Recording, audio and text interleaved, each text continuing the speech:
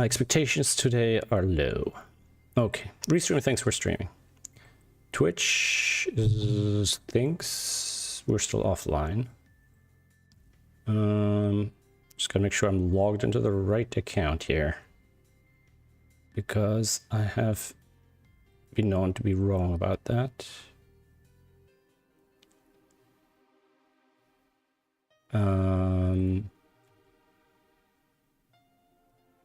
Are we streaming? Okay. Twitch thinks we're streaming. YouTube,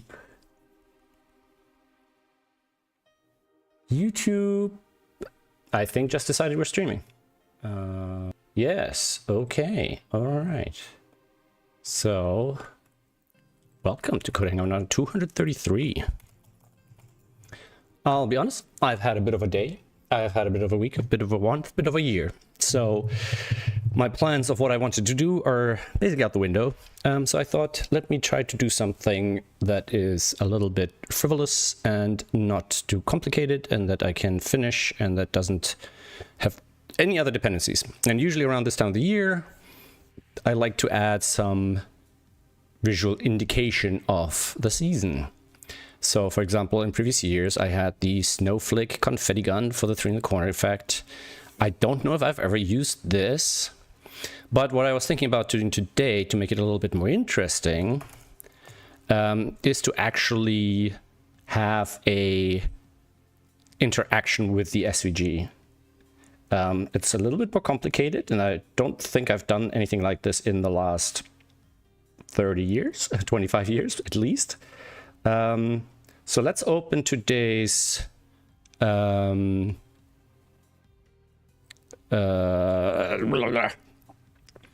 there's gas puzzle. So we have some visual elements, and the idea is I want to have snow falling and landing on the visual elements. And the way that I'm expecting to do this is to basically overlay a canvas, render the SVG into the canvas. I'll probably need, I might need 2. And basically, I'll probably need 2. I'll probably need 1 for the snow that's collecting and 1 for the snow that's falling. Let's do a little bit of research. So I'm not sure what the effect is called, but the idea is that the snow is actually done in pixels and it falls on things. Let's see if there's some visual effect. Okay, so this is the sort of raw kind of, 1 pixel per snowflake, but I'm hoping to give it a little bit of a roundish 3D effect. So instead of it just falling straight down, the snowflakes are a little bit fluffier, right? JavaScript snowfall with build up. Happy coding. All right. So let's see what something like this looks like. So yeah, something like this, for example, right? Now, oh, okay, so the flakes are controlled by the mouse, but I'll probably want to give the flakes their own speeds and stuff. But you see here now the flakes are only accumulating on the bottom of the screen on themselves. But I'll probably want to actually accumulate them like on objects. But that's shouldn't be too much of a change from something like this. So I'm thinking, and I don't want to write, 500, 600 lines of code.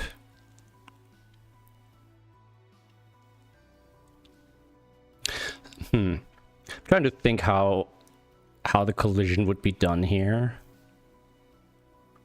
Because the easiest collision would just to check the buffer is there color in here, right? And have a snow buffer basically, and then write into that.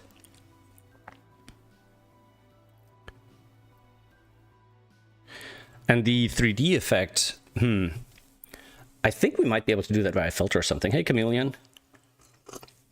Yeah, I needed to do something not important. The server that went almost down earlier, and I struggled with that, and I thought, maybe what I really should be doing is maybe like a plan for the server upgrade or the server move and stuff like that, or fixing the backup system or the automated logging circulator and all this stuff. But mentally, I'm a little bit burst. I don't even know. I don't have a word for it. So I'm gonna do something completely unrelated do some low-level programming. I'm trying to remember how you would do the 3D effect on a 2D thing. I'm trying to, like, I've done this in assembly back in the day. I think I did a JavaScript version of that. Yeah, I think I translated that particular code. This, I believe. So I believe I translated this from my original assembly to JavaScript, basically, which makes it actually quite small because it was somewhat compact. Yeah, this is basically the code that does that, which might make it a little bit complex as well because I have to kind of reverse engineer this. But basically, so this is just cosine. It's just how I used to do cosines back in the day, lookup tables and all that. So, well, to be honest, I don't think performance would be a big issue because I can downsample it, so I can have it a fixed resolution canvas and just stretch it. You know, like the snowflakes don't have to be 4K high fidelity, right? And basically, the 3D effect, I think, is done by basically taking the height value. So each pixel here, the color is the height. And then I'm basically just, how do I draw this? If I, oh, okay, I didn't need this to be full screen. But basically the idea was that if you have, can I make this, you know what, I haven't used the modern paint in so long. So if I do this, right? Where is it? Where are my 16 pixels? Ah, there they are. Right? So the idea is that, let's say you have, can I just paint with a brush, and can the brush be 1 pixel? And very hard. Boom. Nope. Can I make it? Ah, I think I probably want to use a pencil. Right. Yeah. So let's zoom in a bit further, right? So let's say you have something like this, right? And then the idea would be that you take this pixel and then this, like a pixel diagonally above it. And that's how and that's basically your angle of your light, right? And you compare the value, and that gets you your slope. Right, so it's basically kind of almost like a, not a UV map, but I'm generating normals basically, but in a very primitive way. And then that angle gets translated via cosines into a color, and that's this black and white thing here, right? And here, yeah, okay, so this is basically just doing it. Yeah, exactly. So going. Shifting X left by 1, because I think I'm averaging out 4 pixels, right? So we have the current X and the X shifted left by 1. And we have X and Y in time. Oh my God. T is time, I believe, right? And then I'm doing that, and then I'm doing that. I have a feeling that cols is an array that holds up the colors, right? So cols is basically just this, I think it's 256 by 256, right? Because it used to fit into 1 page of memory back in the 8-bit days, or 16-bit, I guess, technically. Let me do something. So animate does... So we have a handle resize, fine. We have a renderer. We have an animate. So we're incrementing time here. So let's stop that for a sec. So now it won't move. Okay.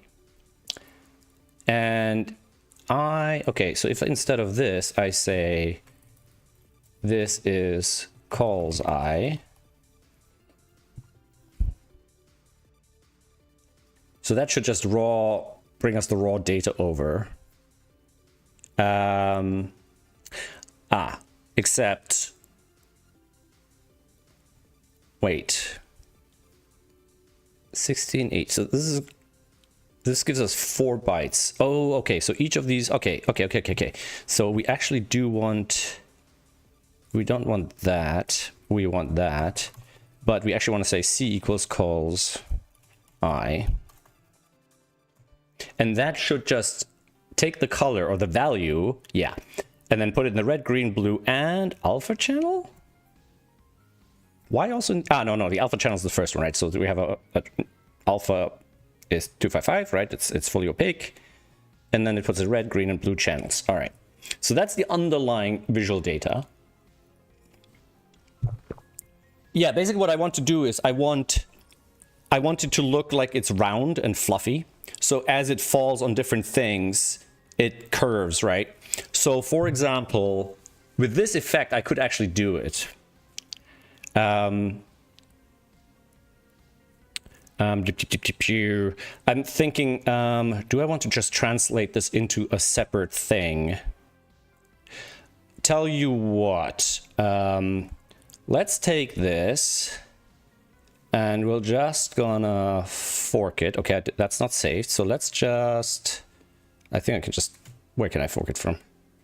Settings. No, I think I can fork it from down here. Right. And then instead of that, we want to say, we want to handle some mouse events, right? So let's just do this, do this, do this. And then he'll just say const handle mouse move event.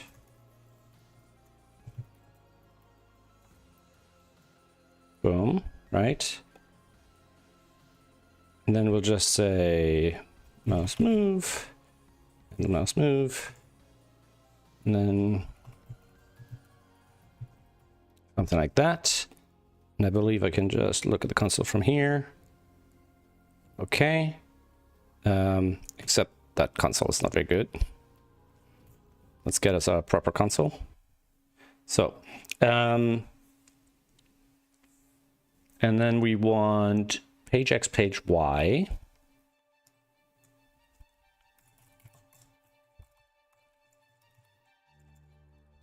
Like that.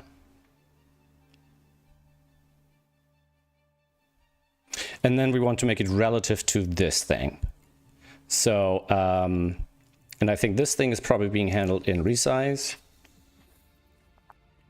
So I think it's the canvas, right?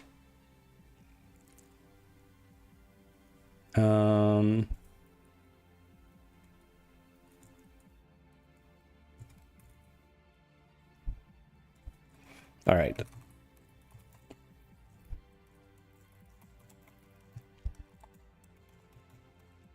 And then we'll do width height equals canvas, right?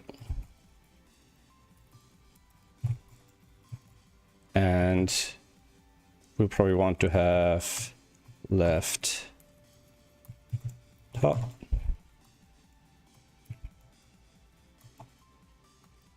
We'll do that.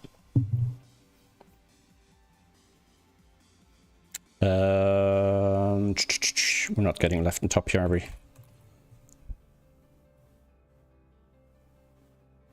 Width, height. Position, absolute. I guess we want this to come out of style. Then we probably need to do something else. Left. Okay.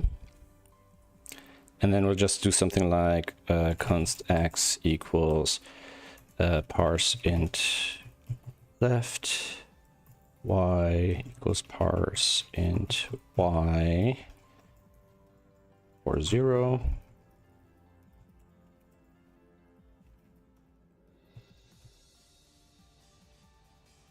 So for initialization. Top.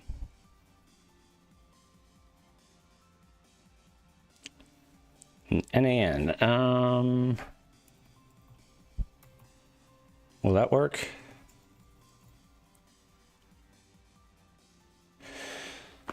So NAN doesn't auto-convert to 0. Are you kidding me? Can I do NAN or 0? All right. I don't know if I like this, but I don't care at the moment.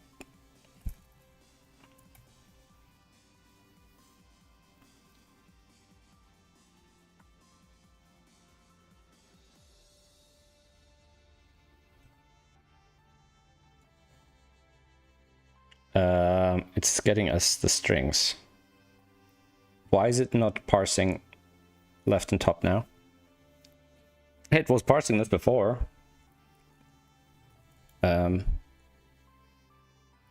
Wait, what?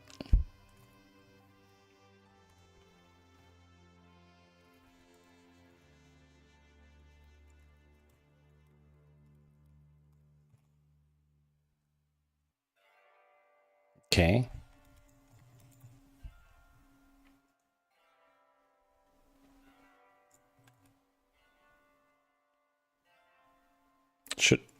Why is it not? There we go. This is weird. All right. So X, Y, width, height.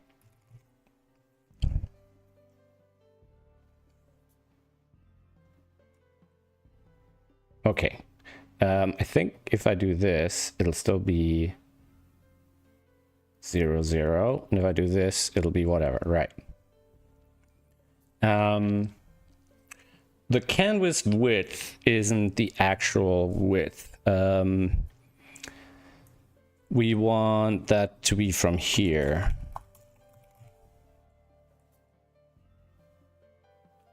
Yeah, and then we have to do the same thing as we did with the X and Y. So we'll do W is width and H is height.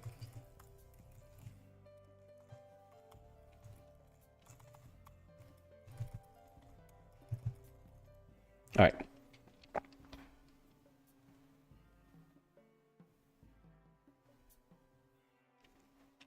So now we should be able to use that to get our actual mouse coordinates, right? So we should be able to do something like page X minus X divided by W, and that should give us a fraction. So we should go from 0 to 1. Okay. And might as well do this as CW and HW times CW. And that'll give us the index into the canvas. Basically the pixel coordinate. So it should go from 0 to 256. All right. And basically the same thing for height. So we're just gonna call this CX for canvas X, which will be this. And CY will be page Y minus Y divided by height divided by canvas height. And then here we'll have CX, CY. And that should work, right? CH is not defined. CY, H divided by, I'm an idiot, CH. Like that. Okay.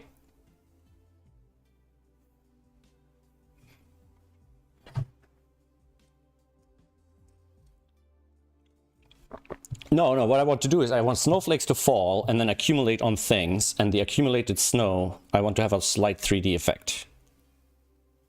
X to Y, X, oh yeah, and then, so the bottom should be 255 by 255 and 0, 0. So now we're indexing into this thing, right? And I gotta be, wait, I'm editing the wrong one. God damn it. I wanted to edit this one. This is the one that I forked, isn't it? Or is that the original one? I don't even know which one is the original one now.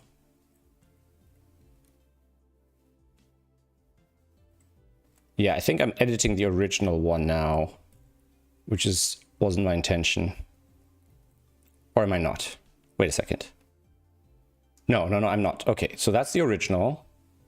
That one I don't want to save. And then this one is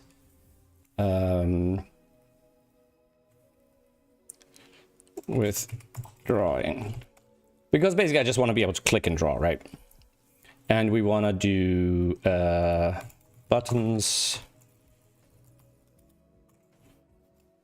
I don't think I'll need mouse down, mouse up.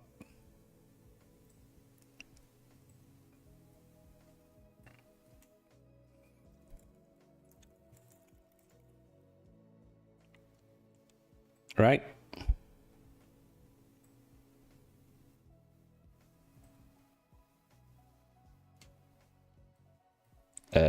Single alt or bitwise or.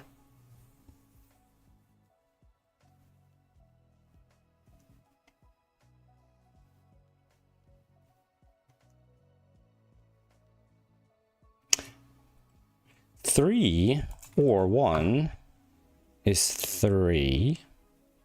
1, 2 or 1 is 3. Wait, am I misreading this?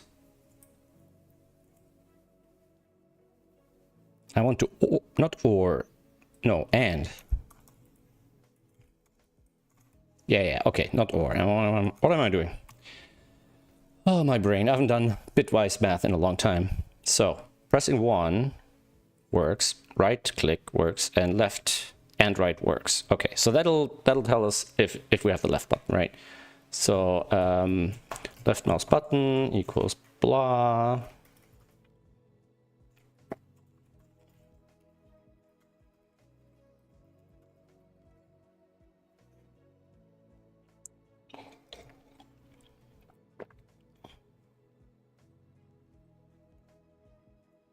I think the precedence here is a little odd.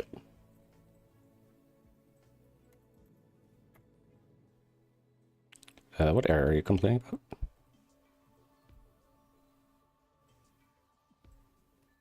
about? What do you mean unexpected token? That doesn't seem right. All right, so now we need to stop the animation again. So we're just gonna fix the temporal parameter in animate. So that's just gonna be fixed time for now. All right, now the plasma gets rendered.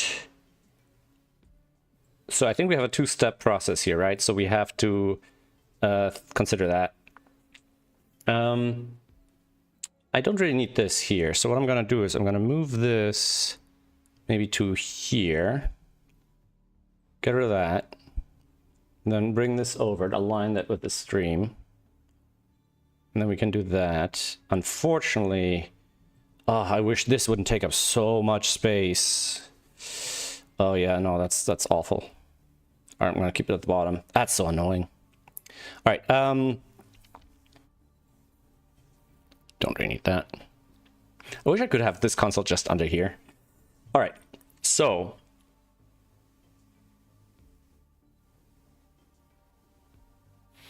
we stop the animation.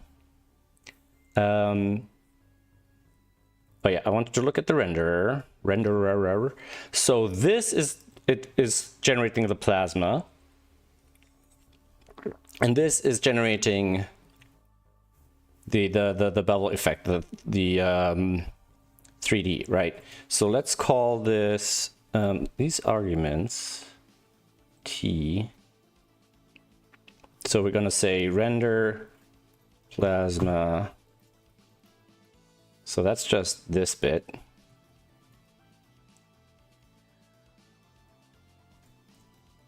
Right, then we can just say render plasma time, like that. And then we can do render we can do render 3D effect, 3D the effect, and that's the second part. It's all of this. Probably want that here. I don't, and then we can clean it up. All right, and then we do render 3D effect here. Then we have put image ID. Right. Now, we use the I. Do we use the J? Nope. Do we use the X? Nope. Do we use the Y? Nope. Do we use the C? We are using the C. I thought double clicking would highlight it. Okay. We're not using T. We're using TR. MD, we are using MD. BL, we are not using. Nope. And then up here, we're not using BL. We're not using MD. We're not using TR. We are using T. We are using C. We're using X and Y. Are we using J? No. Okay. And we can still increment time here if we want. And it should still work. Yeah. All right. So now we can basically get rid of the render plasma effect.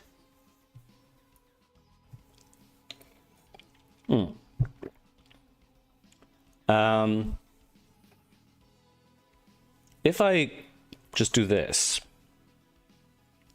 right? So it's basically using calls, the calls array as a bit of a buffer, right? And calls is initialized to an array of 256 by 256, right? And it expects in this array to have numbers from 0 to 255.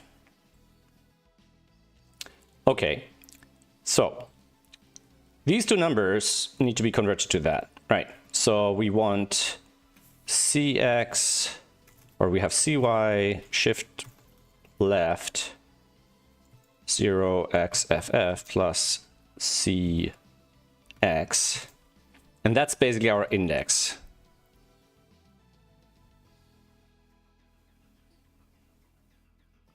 No. By 16? No, by 8. What am I doing? By 8.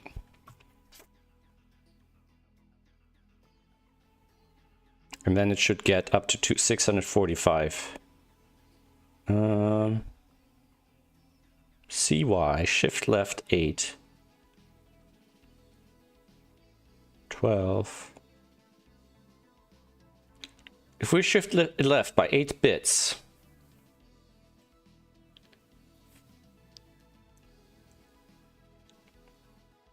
it should get up to near 64,000. Okay. Oh, maybe the CX was added to the bit shift. I never understood that operator precedence. That never made sense to me. All right, now we get our little value here. So if X is greater than equal to 0, and X is smaller or equals to 255, and Y is greater or equals to 0, Y is smaller or equals to 255, then now we do this. So now it shouldn't happen outside of this. So over here it shouldn't happen. And the number should always be positive and never be bigger than 65K. So for example, if I do this and I'm down here, I broke something. Y is, oh, CX and CY. Okay, so now down here, it should just not render.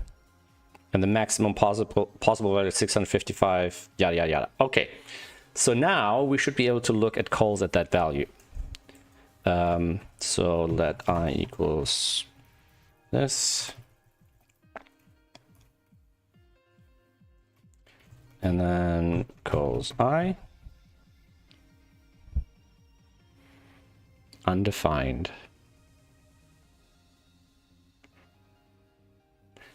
Undefined, huh? Oh, okay, because it's not been initialized. All right. Dot fill 0. We do this. Yeah, now it's 0. So if I now say this becomes 255 wherever I click, right? Aha. Okay.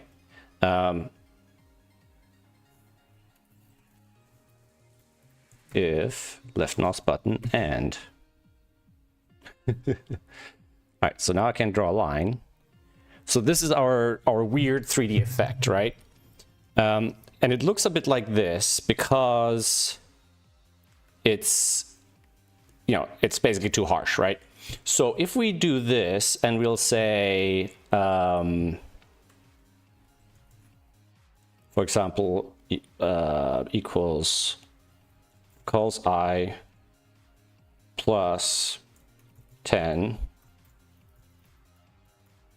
All right, but math.max or min 255 or and that, right? So now I need to scribble quite a bit. Yeah, so you can kind of sort of see it. Now this is a very primitive effect, but maybe at a high enough resolution, you know, and kind of in that small scale that I'm looking for, i.e. snow accumulating on top of a digit or something, maybe this is enough. So, and obviously what we can do now here, we could do a little, basically draw a little sphere or something, right? And kind of a soft, the snowflake wouldn't be a single pixel, it would basically be a soft sphere. Why is it complaining again? 30314.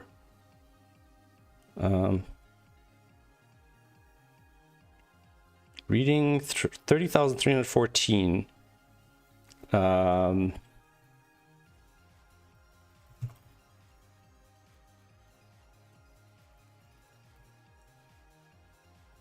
Let's get rid of that. Yeah, so 30,000 should definitely be inside. Yeah. So if we do a snowflake, let's do something like const init flake. So we're gonna have a little flake, flake, and this flake buffer is gonna be flake equals new array size times size. And I don't think we need transparency, right? Because just 0 means nothing, no snow, right? And then we can just say, so 1 second, we'll do this, and then we'll do init flake. Let's say, let's make it 10 by 10 pixels, right? Then we'll do for let x equals 0, x smaller than size, x plus plus. Do the same thing for y.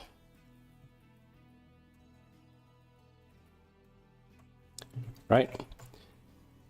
And then we're gonna basically make the value something spherical, which I believe would be sine cosine. I think we can we could just do something like this for a sec. If I make size 255 and I just draw it into this, we'll see it. And if I disable the render 3D effect... Ah, no, we kind of need the 3D effect, right? So if I do cols x plus, oops, cols y times 255 plus x equals 50, right? It should just be all gray with a white and a black at the top and the bottom, right? But if we now calculate the distance from the center, so if we do something like let d equals y,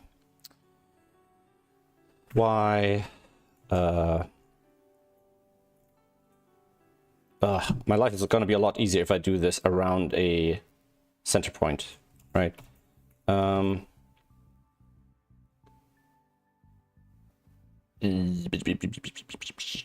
Y minus size over 2 except that's gonna give us a half, which we don't want. Floor math.floor size over 2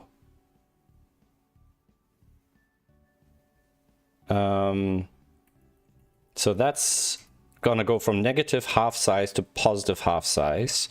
So then we want to power that by 2, and then we're going to add the x to it, right? And then we'll take the square root. That's just the distance formula. Math.floor, boom. And that's just going to be d for now. And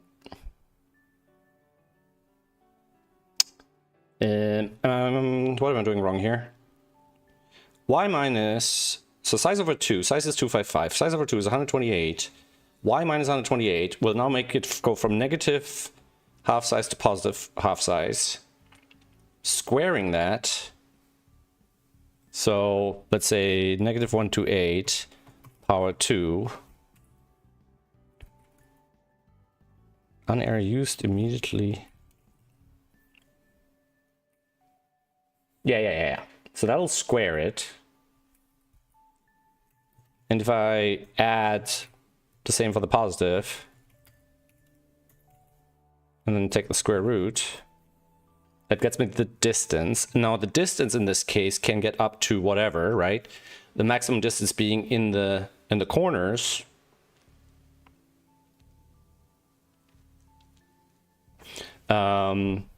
So we actually want to do 255 minus, right? We want around the 0 point the largest value. But this doesn't look right at all. Let's get rid of the 3D effect for a sec. So C equals cols I.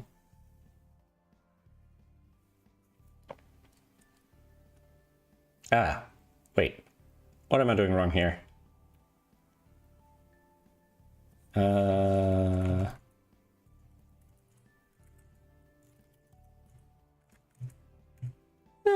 am I doing wrong here?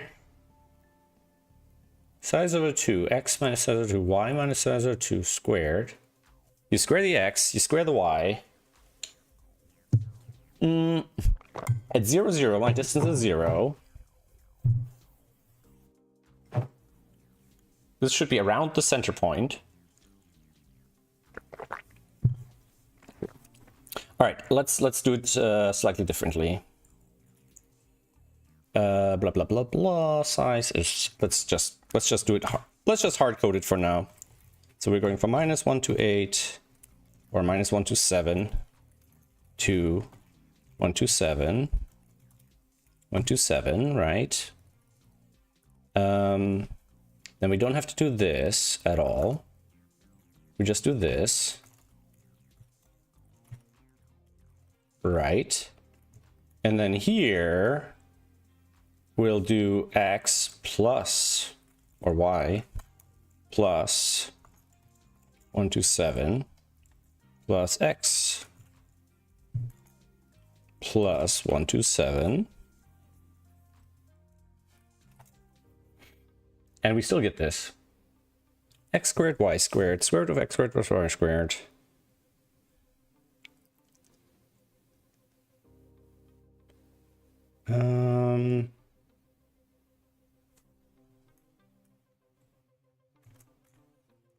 Let's do this on a much smaller scale.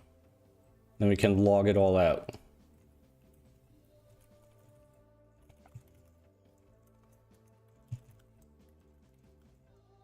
X, Y. So, what are we gonna get here? We're gonna get... Yeah, so that's right. What is the distance value for each of these? I'm expecting it to be largest in the corner, then at around 0, 0, somewhere in the middle, 0, 0, it should be 0, and it should go back to being large at 3, 3, which we're never reaching because that's smaller than, okay. Okay. Now, when we're scaling it up to 1 to 8, our max distance is in the corner. Okay, so first, okay, let's go back to 127, 127.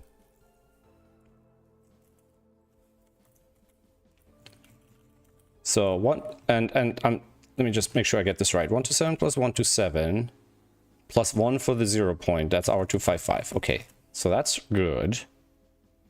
Then we'll say if D is smaller or equal to 127. So only in the circle around the center. Right. And then y plus 127, so the smallest is 0. X plus 127, the smallest is 0. We're just going to put in D raw. Why would it do that? X.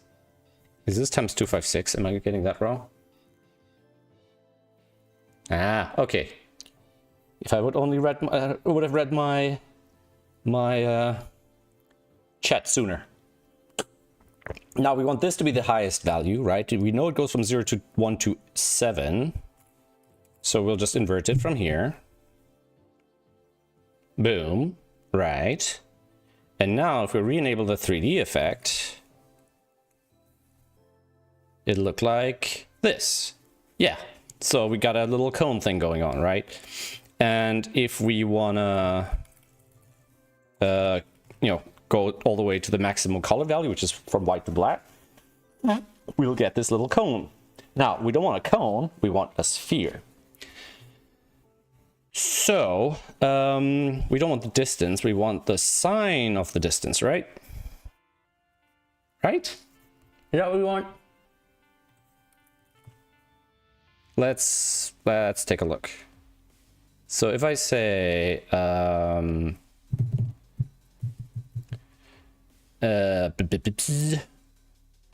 let's scale the D here.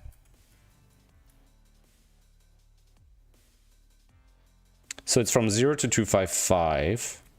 I don't know if I should be working in floats here. Make my life a little easier. I don't know.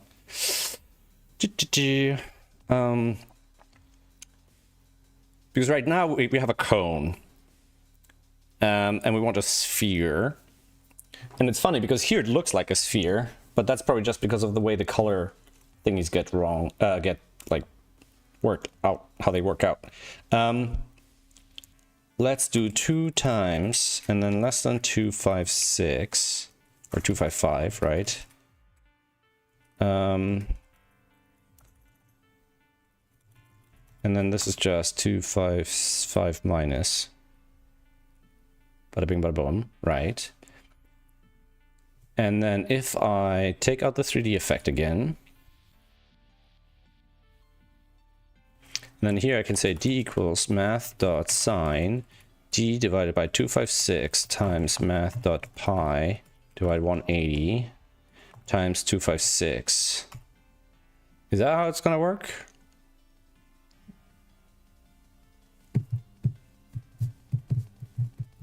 I should be doing this in 2D first. Let's do that. So what we're gonna do is we're gonna have we've got an x-axis, right? It's gonna be 1, 2, 3, etc.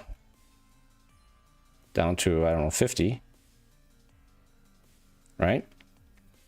And then we have a y-axis, which is gonna be that for now. Yes. Now we're gonna insert a graph, and it's gonna be x against y, right? And then this is gonna be y2. And then this is gonna be this divided by 50. Yes. So it goes up to 1. Then this is gonna be sine of this. Right. And then this, we want to have series, set up, add series. We want to add this. Boom. And then this, after that, is going to be multiplied back up to 50. Boom.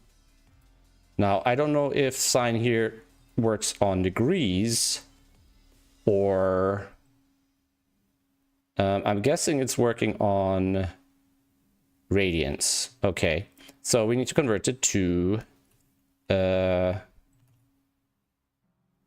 it's times pi.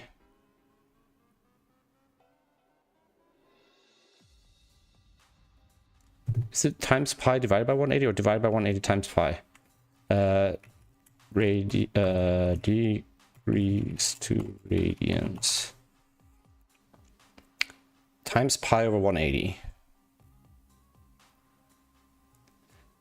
Except it goes to 50. We want it to go to 180. So we want to divide it by 50. So we want to multiply it by 180 and divide it by pi. And then this is now gonna go wonky. Okay.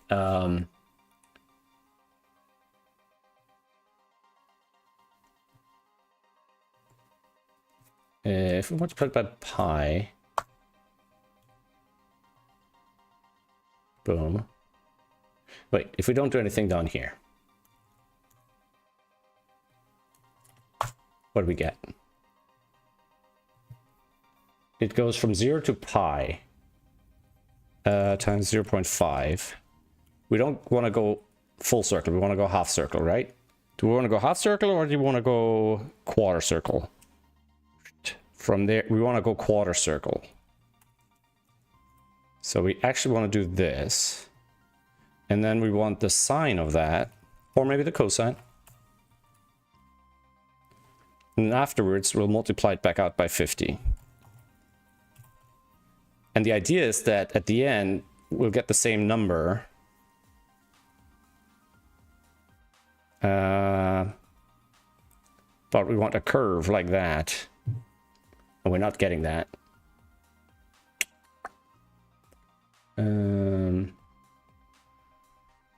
Also, let's insert here and make that 0, 0. Like that. 0, 0.75. All right, I'm gonna do this. I'm gonna do this.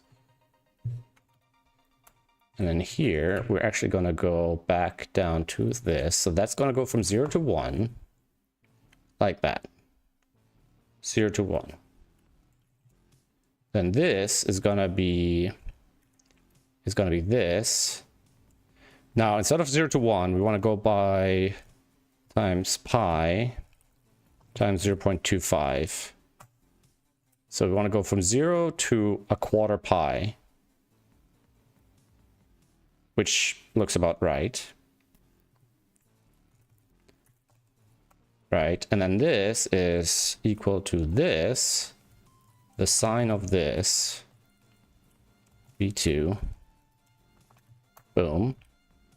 And that should go now from 0 to, it bounces all over the fucking place.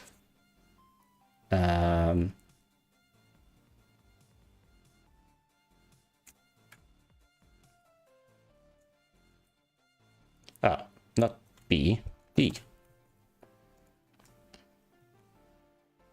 So, if this was not 1/4, but 0.5, then this would go to 1. Right, and then we go to here, y5, and this is going to be this times 50.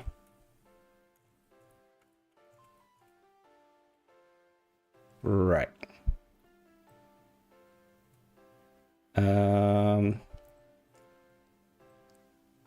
1 times, oh, the sine, wait, is that not the sine? Oh, it's already the sine. So just times 50. We scale it back out to 50. Okay, so now here, we might as well, I guess we might as well render them all.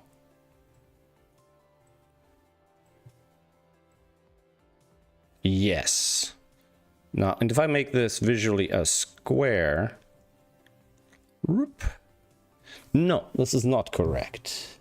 Yeah, in fact, this is a sine. Well, it's a sine curve, but it's not a circle. It's not a circular shape, right? Because the way I'm looking at it is, this is the profile of our slope, right? So this is a cone.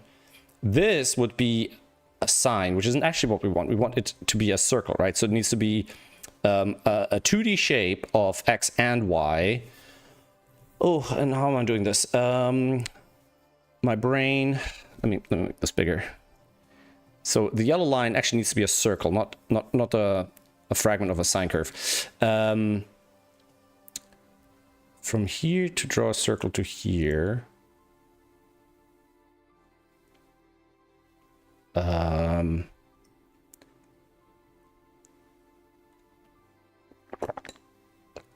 We want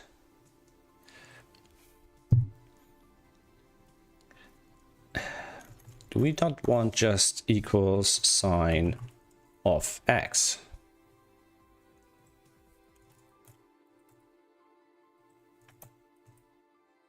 Like that.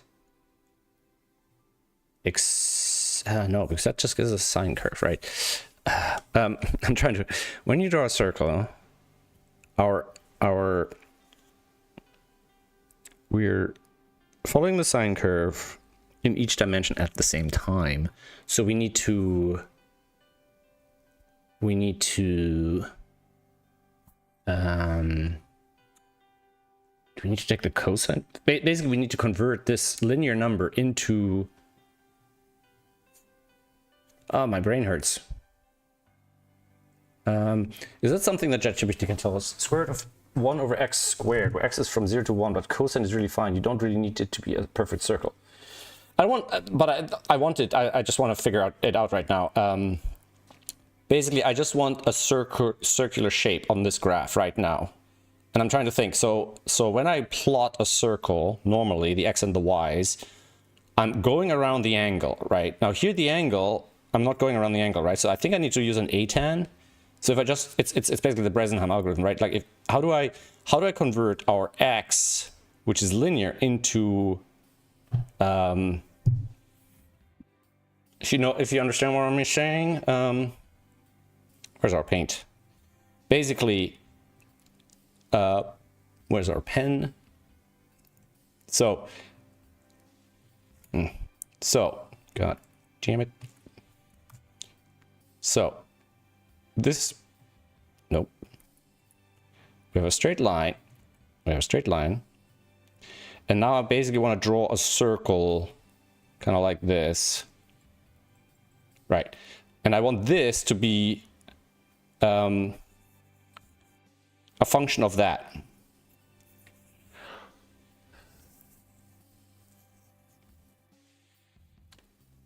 I don't want a cosine, which would be that. I want the full circle, or the quarter circle in this case, right?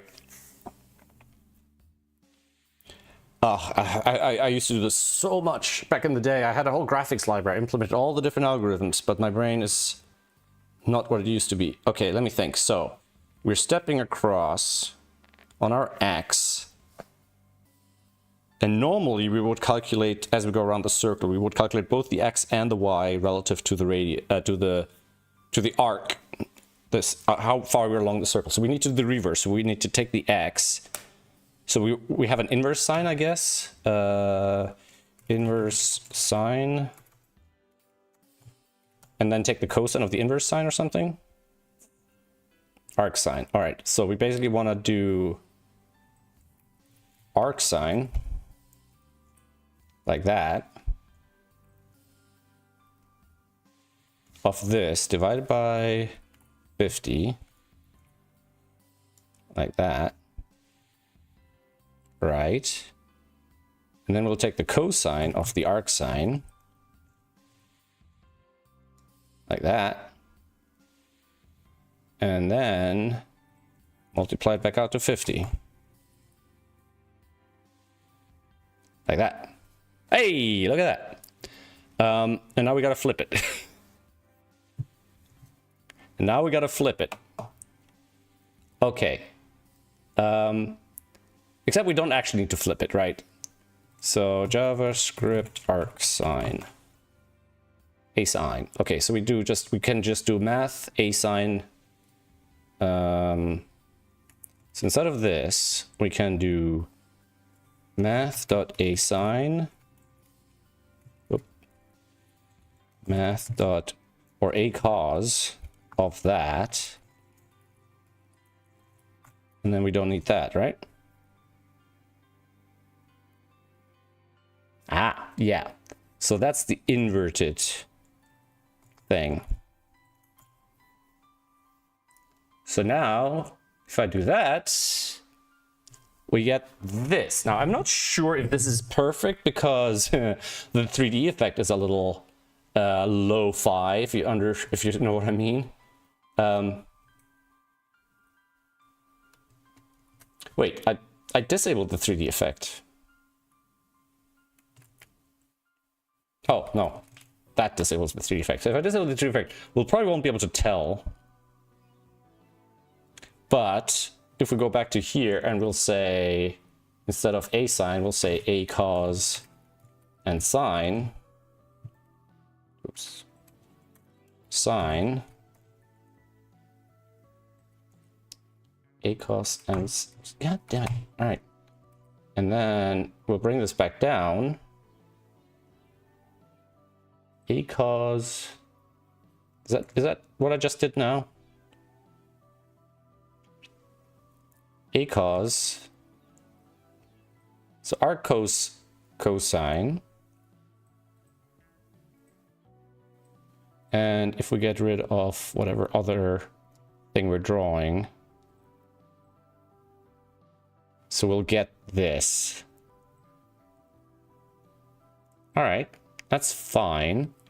Maybe I'm not doing it for the full thing. No, so there should be 255, right? So dividing it by 25. Well, actually, no, we just want to do 255. And multiply it back out to 255. And that should be our spherical thing. And then if we 3D effect it,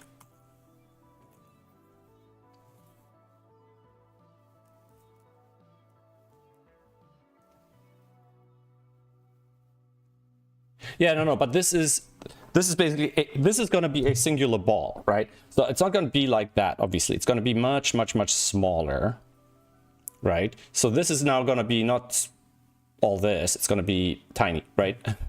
So or const half size equals size, or we're gonna go back to trying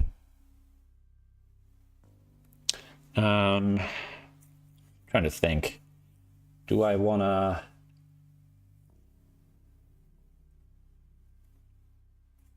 Actually, we probably want to...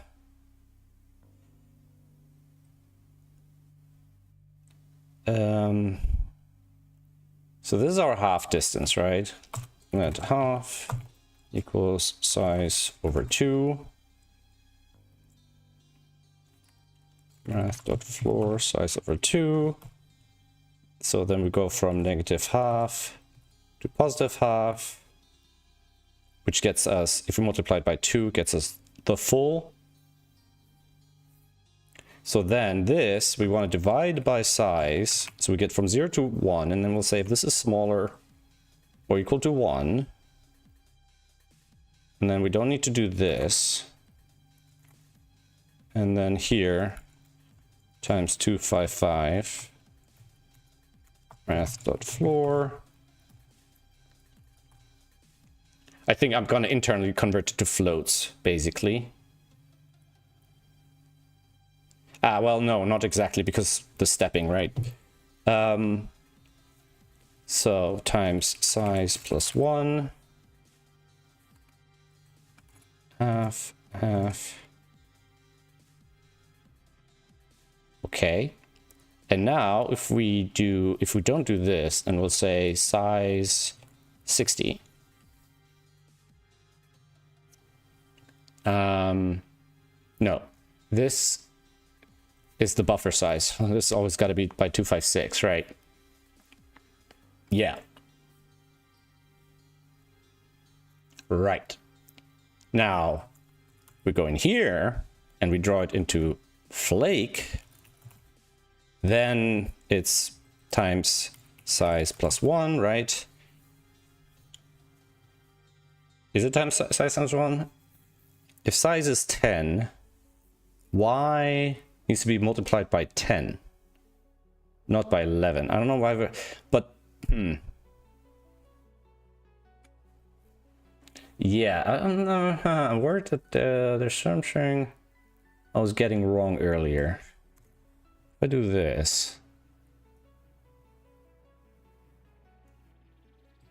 if I do this, yeah, because I was gonna make it really small.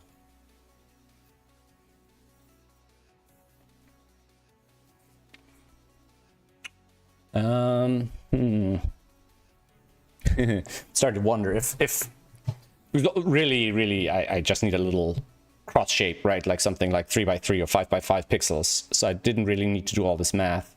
And I feel like here it shows. I could. Sorry, my shoes being annoying. If I scale it to full size and then pretend it's smaller. Wow. Just because you can see in the lower left corner, there's definitely something not quite right. So if we do go to 100. The problem is because we're rendering it into 3D, pseudo 3D, it kind of gets all wonky and kind of hard to tell what's going on. Go back down to 10. Okay, now it looks symmetric. Okay, so that's part of the 3D effect, I think. I mean, I don't mind making the flakes relatively large to make them kind of chunky.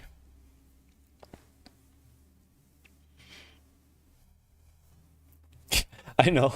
It was more like I didn't want to write it out by hand, but I probably should have just.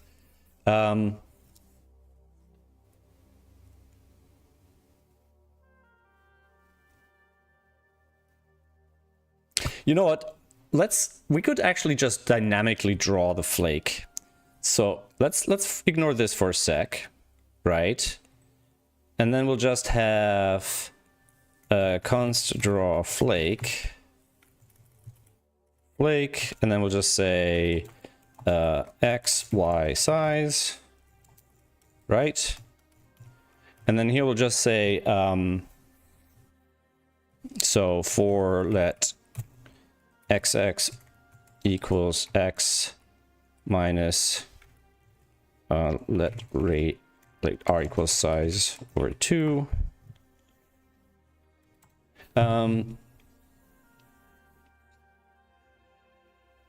You know what? I'm gonna just say radius, right? I'm just gonna say r, x by r, x minus r, x is smaller than x plus r, x plus plus, right? And we'll do the same thing with y, right? And then we'll just say let d equals, well, basically we can just take that actually. Boom.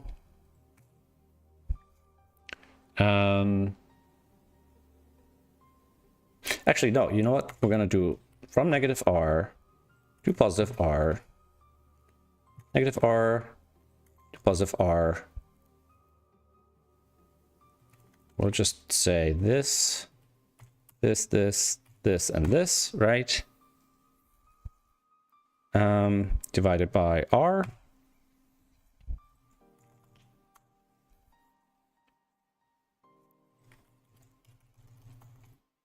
So we know this now gets from 0 to 1, right? Because our distance at r is r. So that gets us from 0 to 1.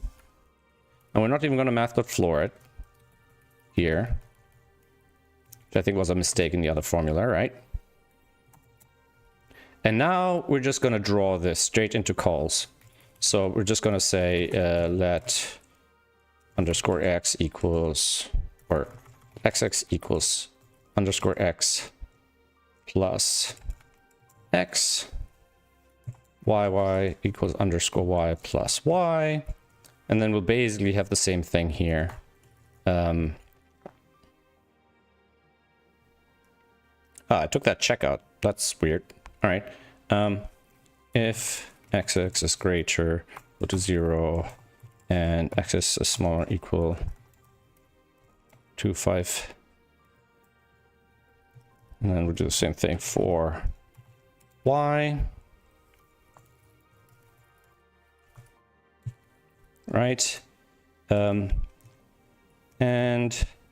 now the radius, or the distance, should go till 1, and d is smaller than 1. If it's equal to 1, do we want to draw it? I think so. And then we'll just say calls x yy times 256 plus xx equals 100 for now. Okay, and now we can just draw a flake every time our mouse is down. So handle mouse move. So here we'll, does that not work right now? Why does that not work? We disabled init flake, right? Set time to 0. Handle mouse move should still be doing its thing. What happened to our mouse move? Ah, no, I'm seeing it. It's just really dim. Okay, so then we can do draw flake at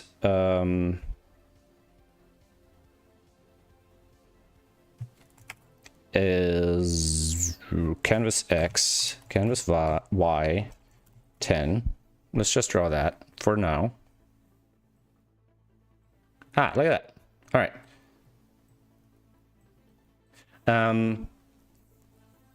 I think we need to do handle mouse down as well.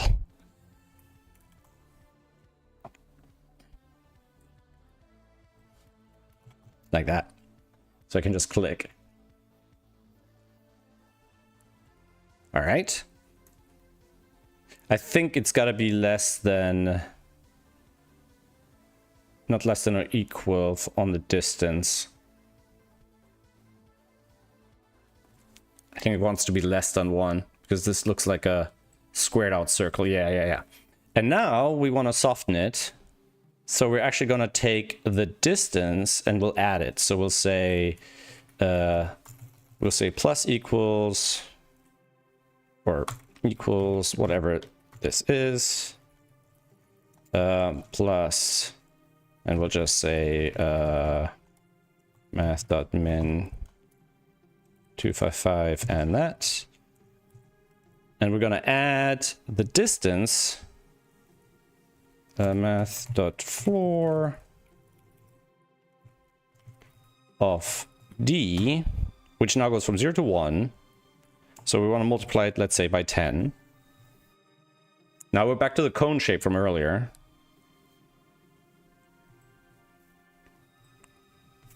Let I equals this I.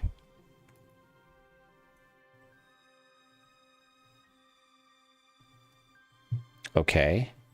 I think it's the inverse, right? So distance gets larger. So we want 1 minus d.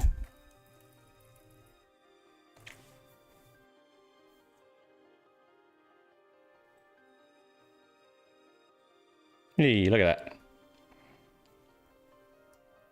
And we can do the arc sign if we want. But you see, one of the reasons why I wanted to have the circular thing is so we don't get that pinprick in the center, although that could be part of this other code that I still have in here somewhere. Basically this bit. Yeah, so if we bring our A10 thing back that we were using here, which is this, then we should be able to apply it directly to D in here. So we should be able to just say D equals that.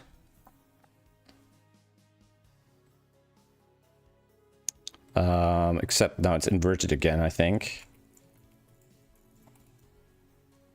Or we don't, it gets inverted by that function, so we can just do this. Yeah. And now it feels much more smooth. Kind of like a brush effect, right? All nice and fluffy. I mean, we still get some artifacting because we're working on a very low resolution here. And the nice thing is now I should be able to scale that to whatever size I want. So we probably want to have R and strength.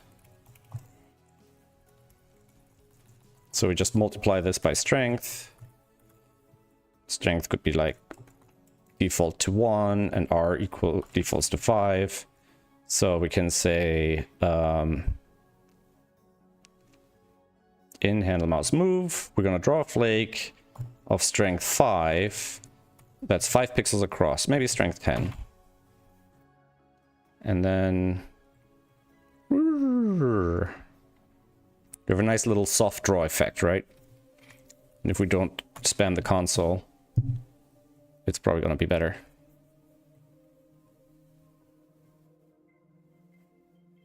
Now it'll only increment while I'm moving. We could have it increment every frame, even if we're not moving. All right. And then how big it is how soft it is. Let's bring the 3D effect back and see what that looks like.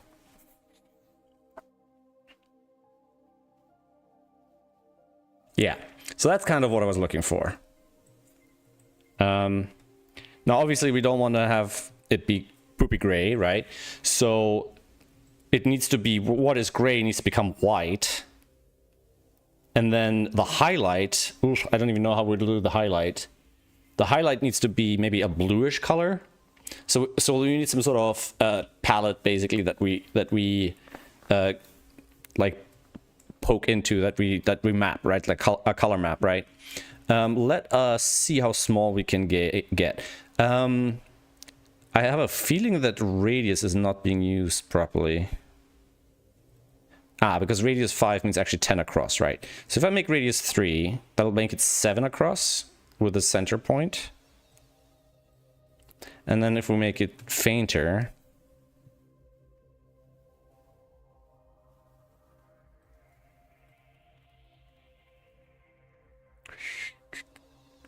Right. All right, so this is really just the visual part. What I really wanted to work on was the physics of it, right? How do we hit something? Now we could, I'm guessing what I want to do is I want 2 separate canvases, one for the moving flakes and then one for the settled flakes. And the settled flakes, I'm just checking the color. So if we're passing through something where a flake is settled, and we might have to draw a line between where we are and where we're moving to, or we make the collider a little bit bigger. Yeah, so for that effect, for that, we wanted a puzzle, this one. So I'm gonna grab a screenshot of this, an SVG screenshot. Let's work at 256 by 256 for now. If I'm just gonna grab this and stick it into the clipboard, can I not paste it? Clipboard. Does that not put it in the clipboard? That's supposed to put it in the clipboard. New tab. All right.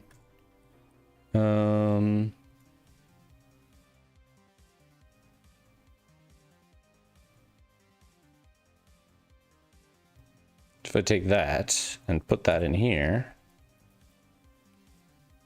we have an SVG, right? And we should be able to draw this into our canvas here. Except we don't work with a canvas. We're working with our own little area of colors. Yes. Okay. We do have a canvas, though, that we are drawing on. So we should be able to... if I don't execute handle resize... Or if I don't execute animate... I think handle resize will already draw calls into there. If I don't do a handle resize...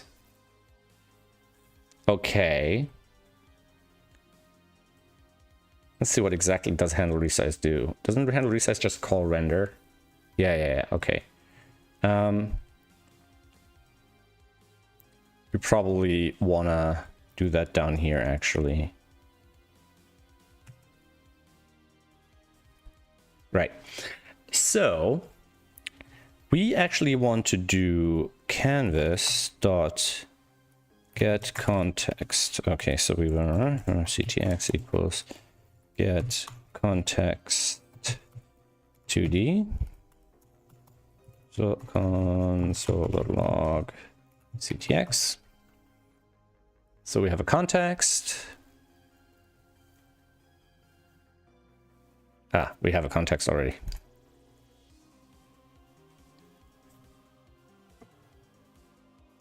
Okay.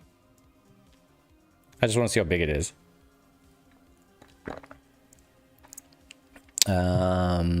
It is not saying. How big is the canvas?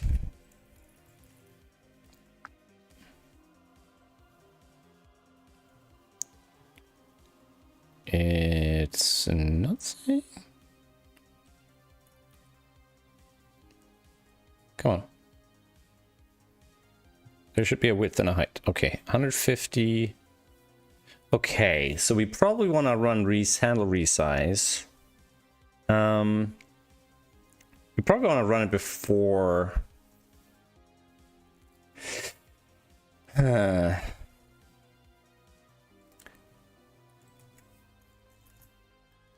All right. I guess we want to run handle resize after all. Oh wait, handle resize can't be run before init. What am I doing here? One sec.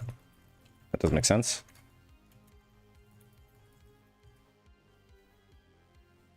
So what I really want to do is ctx.draw image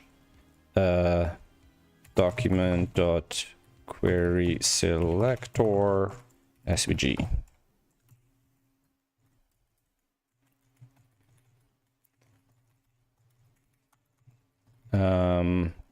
0, 0. That should... So, I'm gonna look that up in my own code, because I'm pretty sure that's something I've done before. One sec.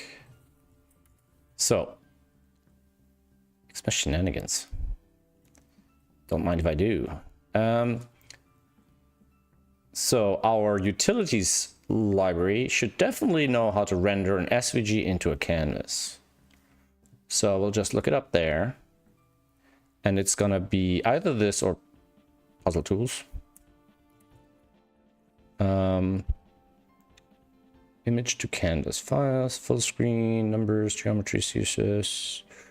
Is it under puzzle tools? P4 puzzle tools. So, puzzle encoding, thumbnails, image to canvas, SVG to image. Create image, resolve image, data to blob URL. Oh. Okay. I forgot all about that. So, we're gonna have something like const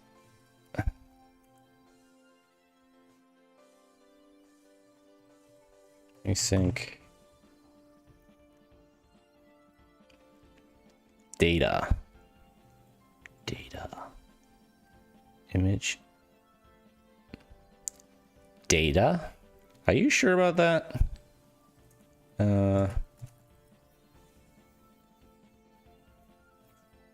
SVG. I think it takes the raw SVG. 1 second. Convert SVG to canvas. I mean, we can basically do the same thing. It's just, I think just getting text content or in HTML or whatever is not necessarily the exact right thing. Oh my god. Don't tell me this is so complex. What are you talking about? Set related components that make canvas and SVG play together more notably. It allows you to save a canvas to decontext as SVG to have an SVG mirror of a canvas context. I don't think that's what I want. No. Okay, to img image JavaScript draw SVG to canvas. No, we just want to draw it.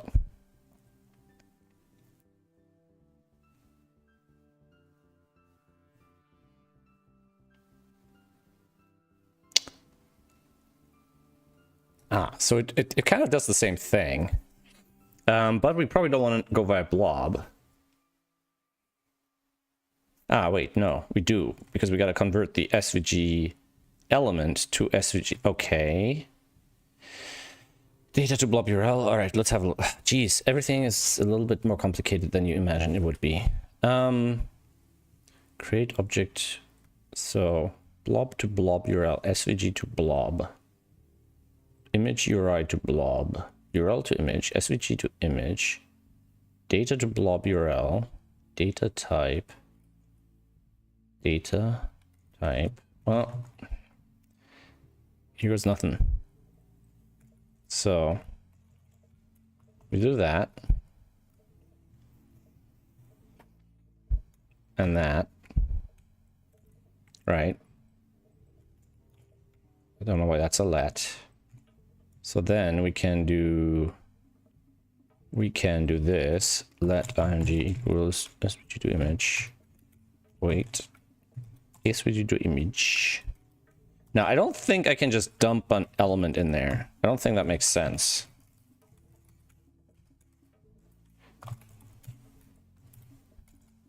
That doesn't make sense, does it?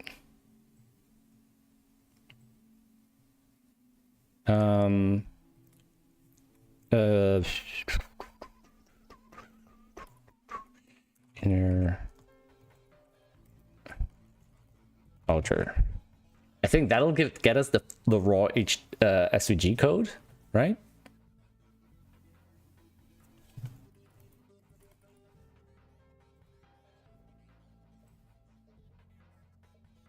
I guess. So if I do this, that should work.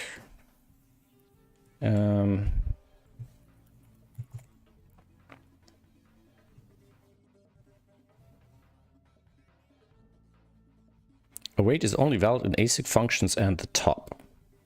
Yeah, it's an async function now, isn't it?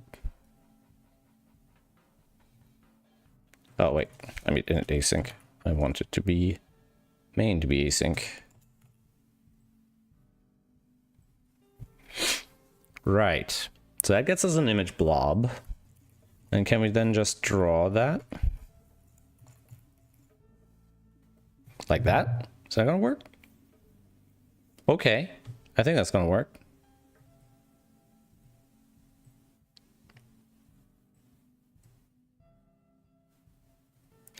If I then run animate.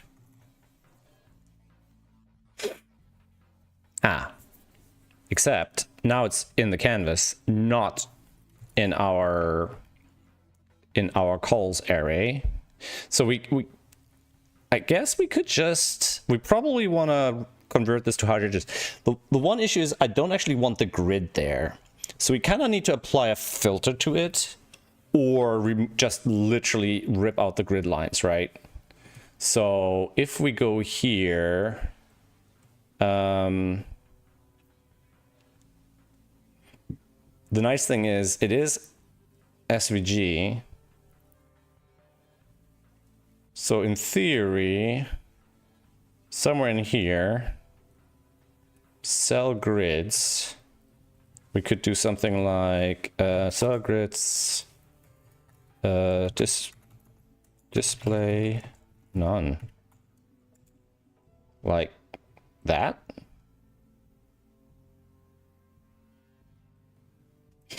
That is curious that it would still draw it with that removed. If I get rid of that, get rid of that, get rid of that. Let SVGEL equals right? And then we'll do that and that. Then we'll do say SVGEL dot query selector hash cell grids, right? So that should get us the element. And if I do this here, dot style dot display equals none, something like that, and then we draw it, is it finally going to get drawn without grid lines? Yes. Okay. Okay. Now it is full size because we made it full size, right? Cool. So now the next step is actually to make falling snowflakes, right? So basically similar to our mouse before, we want to have a snowflake. So instead of flakes, right, we want to have flakes, right? And when I click, we'll create a flake. So const create flake xy, right? Flakes dot push xy. For now, we'll probably want to give it like speed and all that sort of thing, direction, all that. So yes, we do a draw flake, but we also do a create flake,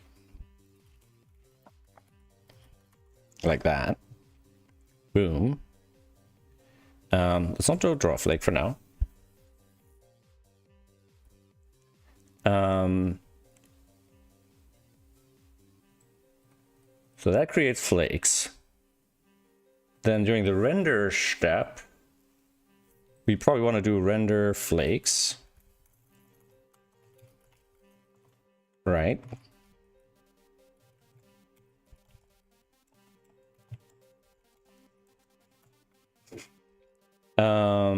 And then we'll do for let I equals 0, r small and flakes length I plus plus. And then we'll just do draw flake const x y equals flakes I x y 3 10.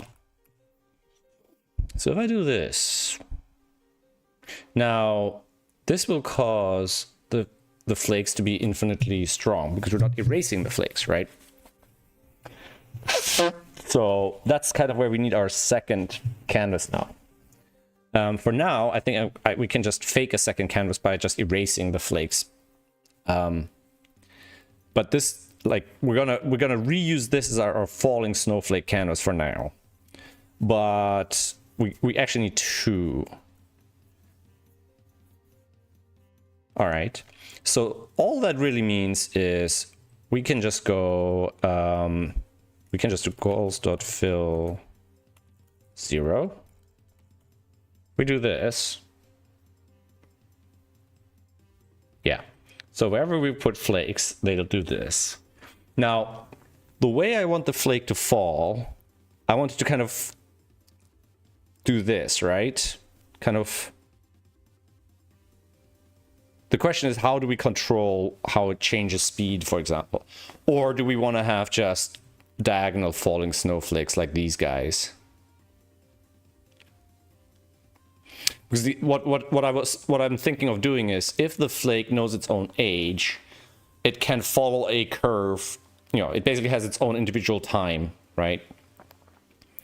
And so we kind of want to add a time factor. So we're going to create a flake here. Time, render time. The render time comes from animate time.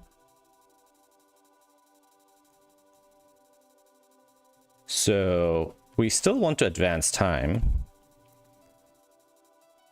And time, I believe, is global. So we can just create this at time. Boom. Right. And then we'll just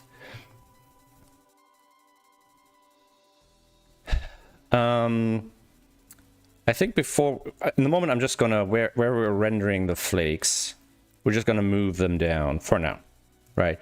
So we're just gonna do we'll do flake equals flakes I x y flake, right? Then we'll just say flake. So y would be that 3, right?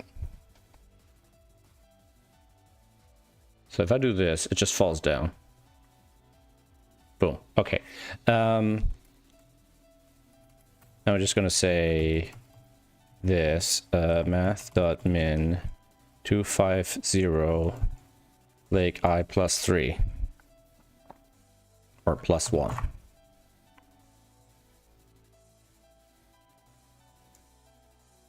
Right.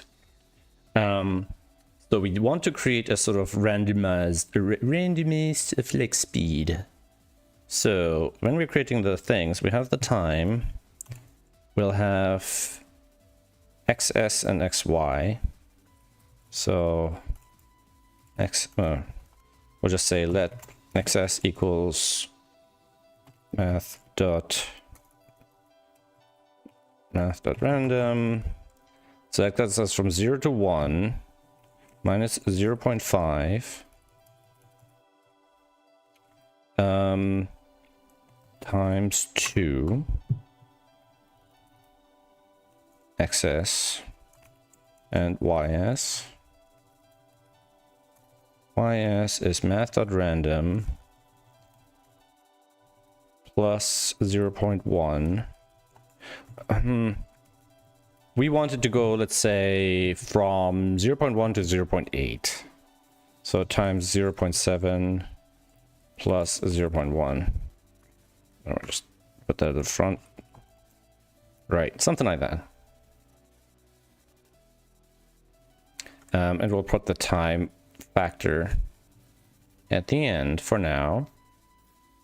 So that's our birth date, basically. Actually, let's put it right at the let's put it right at the start. So and then we have these coming out of the flake here, right?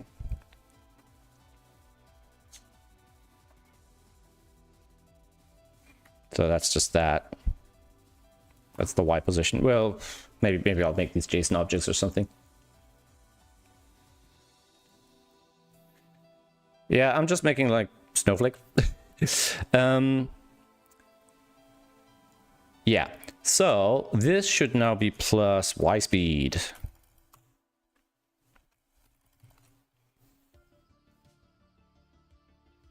Boom.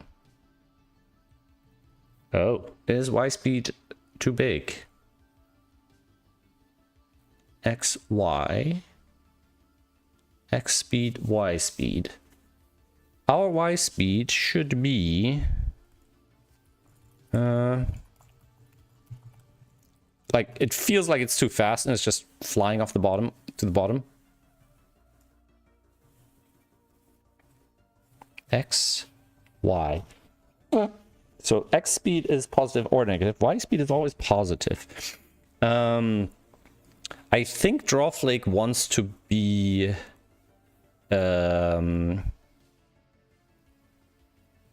integer aligned, right? So X plus Y. So it's math.floor X plus Y. Math.floor. I think this can't handle floats.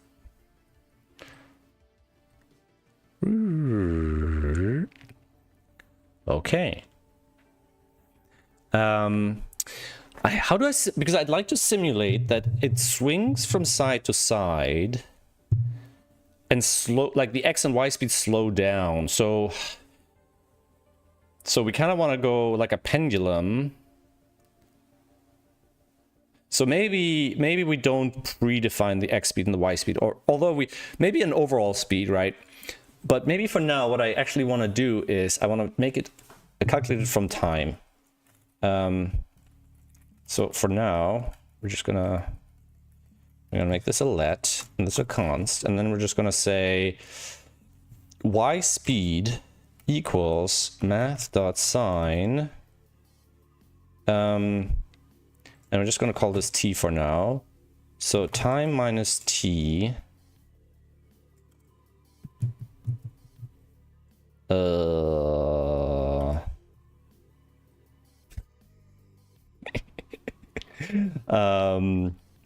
One plus. So that's from 0 to, okay. Boom. So we're kind of doing the stutter. Times 0.1. Because I think that's time in milliseconds, right?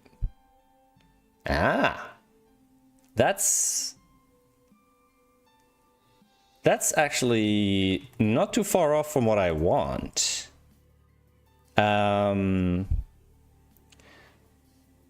actually, we don't actually need an X speed here. So we're just going to say X plus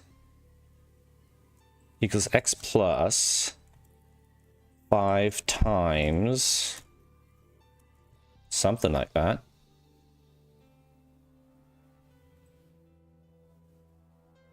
So it's kind of doing that. I wonder if that needs to be a cosine now.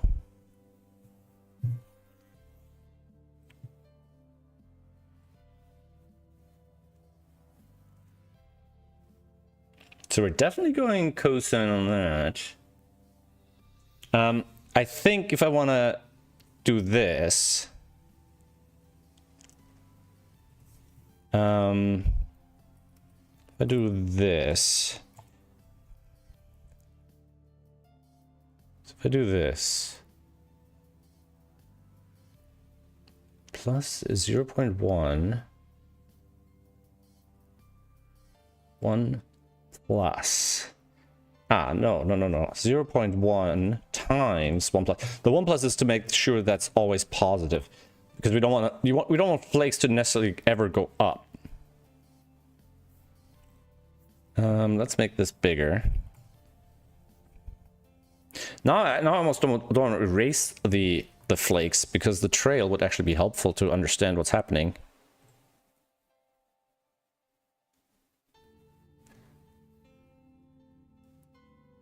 Yeah. Do I want the curve? If I do 0.7 times, we'll get a slight curve?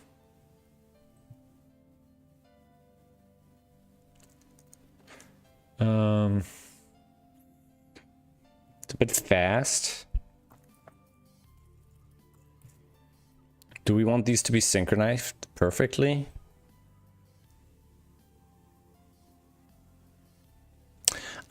Okay, so it's a phase issue, right? So that's what's bothering me. We get that diagonal in the straight. So it's a phase issue.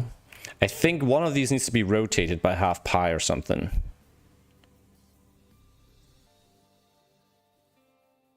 Yeah. Okay, so we basically want like this kind of spirally thing going on.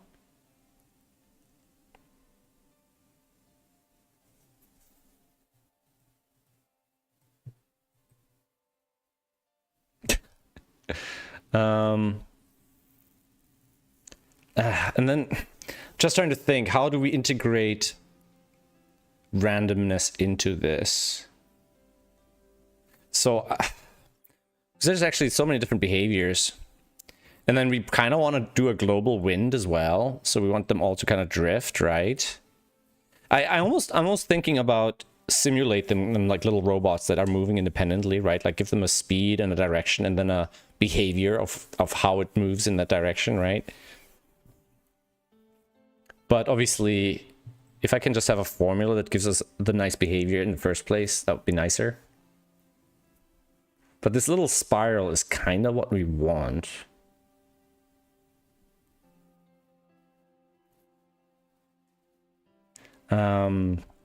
X.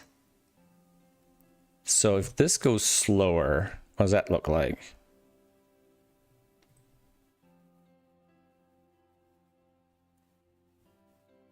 Yeah, that's not bad, actually. And then maybe over time it'll lose some speed. So probably want to do this. And maybe have it go down a bit faster.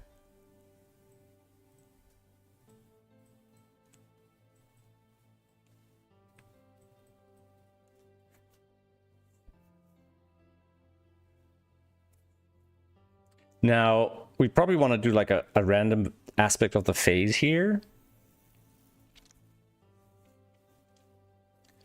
I'm wondering if this scaling should be the same then.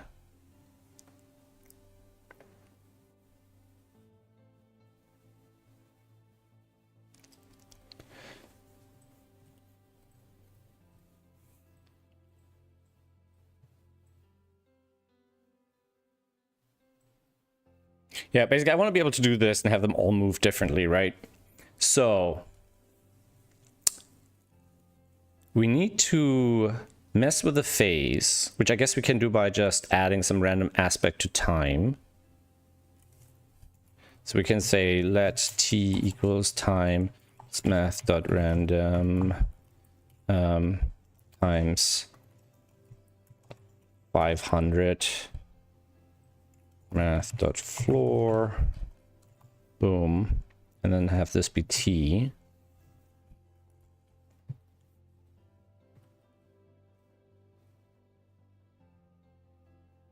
Okay, Then we want to randomize the speeds. And those, I guess, are these multipliers, right? So xs should be between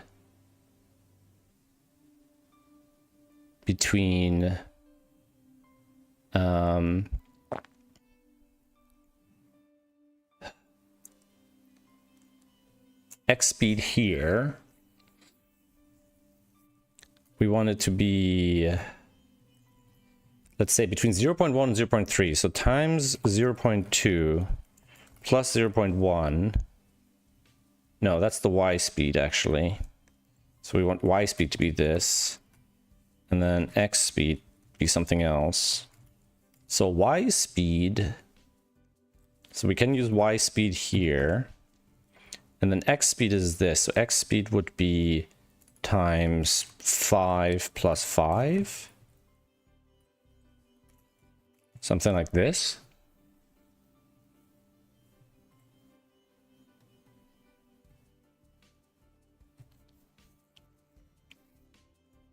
Now, obviously, the falling snowflakes won't overlap like this, right? So we don't want to render them on top of each other. And we probably want to say that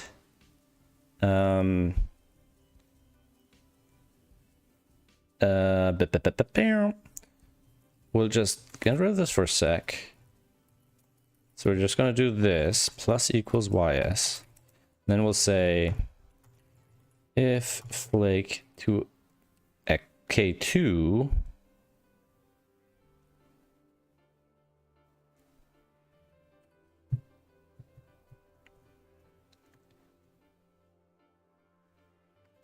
is greater or equals to 250, right? Then flake 2 equals 250, and that's y. And x equals flake 1 equals flake 1. So x doesn't get moved. Because I think we're never actually moving x here. Or x just gets reset to flake 1, right? So they kind of collect at the bottom.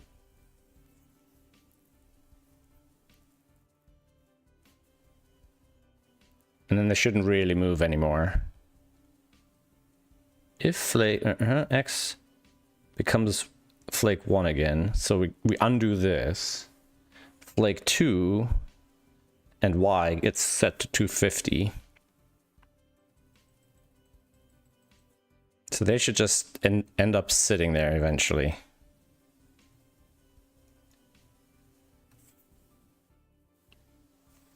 Okay, so I think, yeah, speed is okay. Around things before rendering. So now the question is, now I think I have to switch to the two canvas things. Wait. No, because I am drawing into calls, because I was thinking, do I need a canvas or can I just use calls on canvas? Because when we're rendering the canvas is when we create the 3D effect. I also need to think about how I'm going to render, because right now this is pure 3D space, right? So the gray means flat. But we actually want it to work differently, right? We want nothing to be rendered when it's flat. Well, no. We want to differentiate between where there's snow and where there isn't. So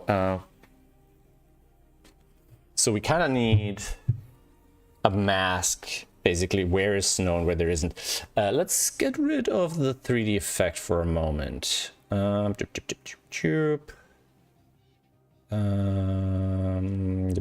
Here. Render 3D effect. So we'll just pass the color straight through.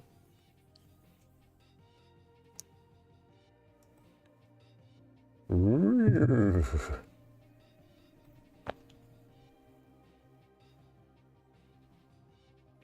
I also feel like to make this easier to think about and work with, I probably want to render both canvases side by side, which means I need maybe a little bit of infrastructure to make this easier for myself.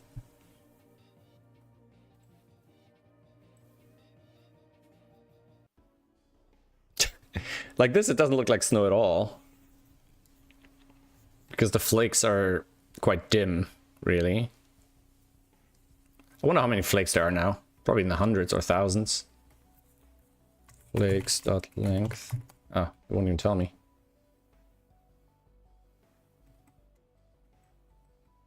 It's funny how little it looks like snow here.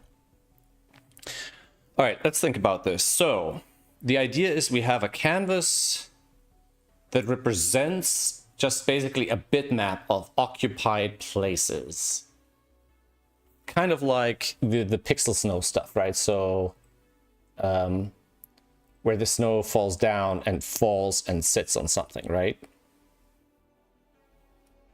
And that's basically what's happening here, is each snowflake, and you can see the snowflakes are actually rendered as circles, while when the snow hits, it just is adding pixels to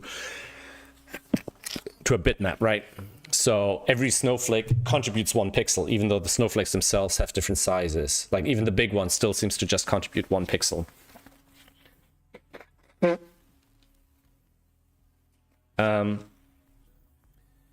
The question is, do I want to use a canvas or just a separate... Yeah, I think I can just use another array, right? So we'd probably want to rename calls to something eventually. So let's say snow, and then snow gets initialized like calls in init somewhere. So blah blah blah, snow equals calls.length. Right, now calls is already set up for the 3D rendering.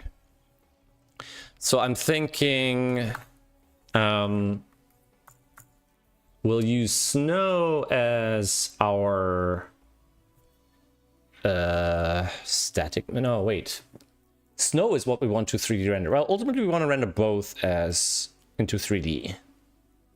Potentially. Actually, no. Maybe the snowflakes don't need to be part of the 3D thing, right? Because the way what I envision is that, yeah. All right. Let's go back to drawing our SVG into the thing. So let's disable animate for a sec. So this draws our image here. So that's what's in calls right now. And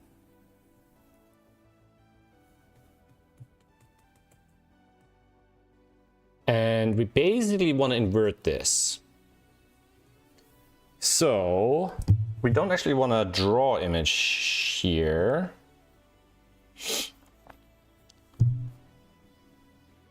Well, yes, we do want to draw image.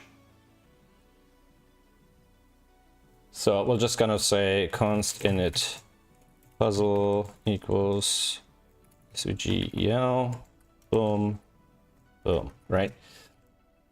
So we're gonna just move all of this into init puzzle, and then here we're just gonna say init puzzle this, right? I'm gonna get rid of that. I think we need to await this like that.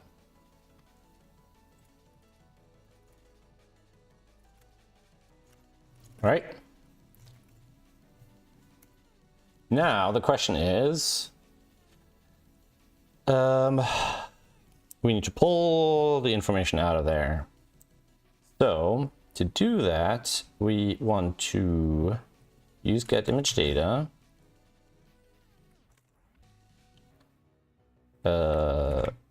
Get image data. Now ID, where's ID? ID stands for image data.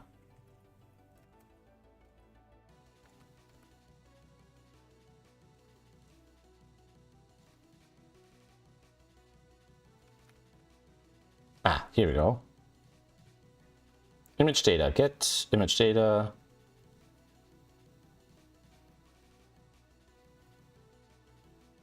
So it's a reference. I'm trying to remember what I was doing here. Put image data. So after rendering, we're putting our image data back into ID. Are we even using image data? We're using it in buff32. Now render plasma only looks into calls and render 3D effect. Okay, so render 3D effect. So buff32 is the image data, except we're only using it for put at the moment. So I think we need to rerun this. Yeah, this is the initialization of buff32. Ah, not initially. So this is happening during resize, right? Yeah. Okay. So that means under down here, where we're initializing the puzzle, we've drawn it.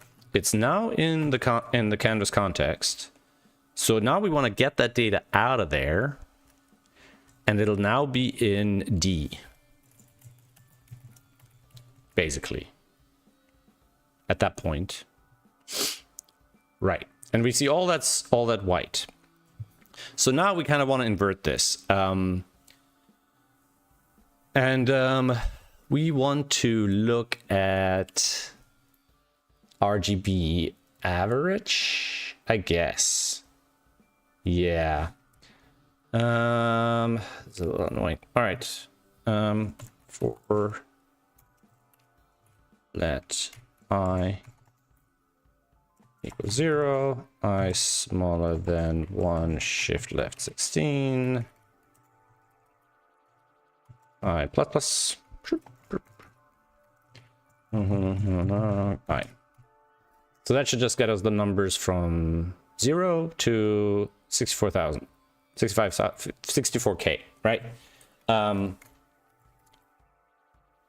And to test, we're gonna do this just to 5,000, because the console was getting slow there. And we want to look at D.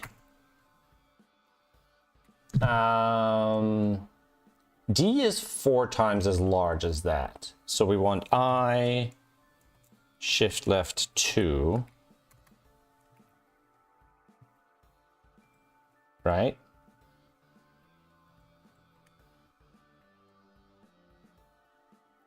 I shift left 2. I shift left 2. I shift left 2. Why does this give us 255? That doesn't look right. 0 shift left 2 shouldn't give us 255. 0 shift left 2 is 0. And 499 shift left 2 is 19,996. Okay.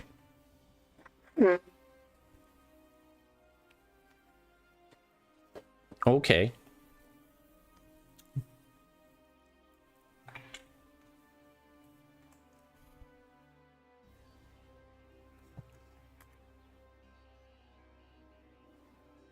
Let's do 1,000. We need a couple of rows. It's still doing that. Oh, it's the value that's in that. Ah, God damn it. All right. So we want this and this and this. Let me just run that I. So we just want I plus 0.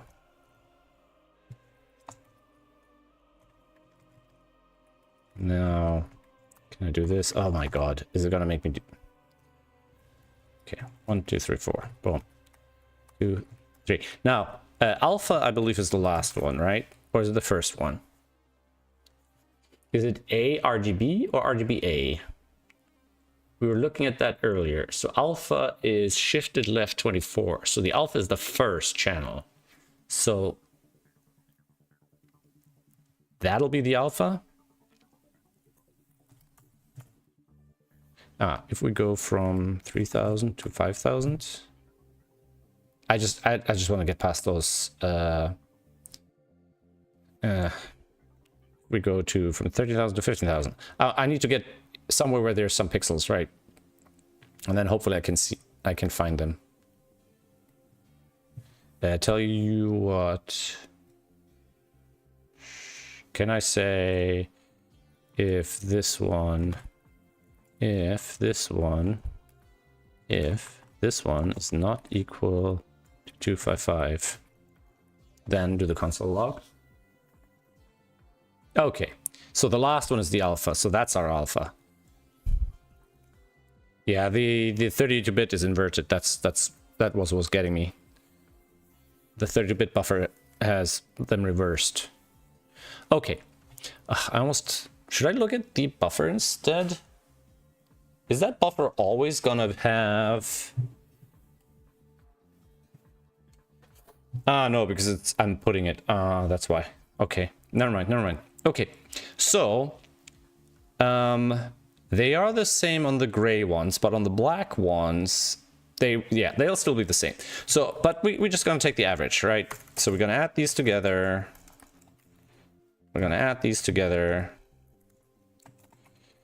We're gonna divide them by 3. I'm gonna floor them. So we're gonna do AVG equals boom.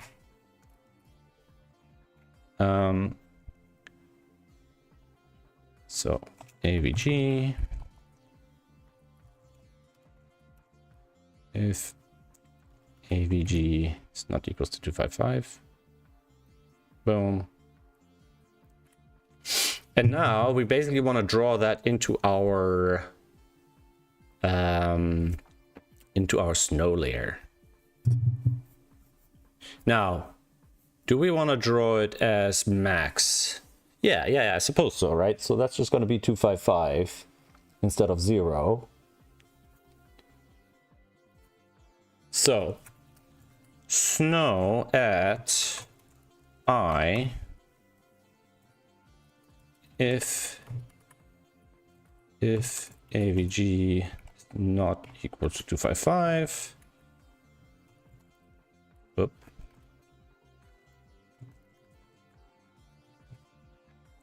equals AVG. Pretty much, right? And now, if we do the animate, if I put it into calls, and if we get rid of the render flakes,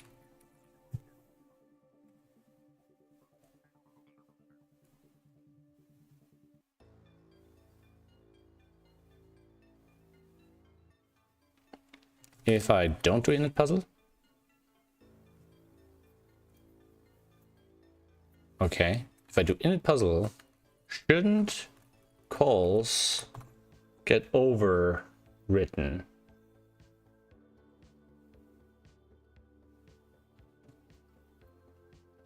Or is because I'm overwriting ID and d.data, am I messing something up here? Yeah.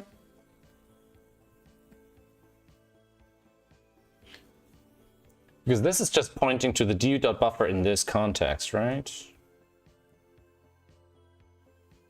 I think I gotta grab myself a new context.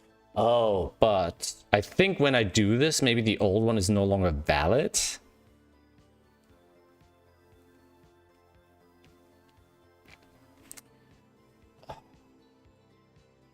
I don't think this cares, right? It's probably just these variables that we're overriding, which we shouldn't. So if I say let here, that might be all we need.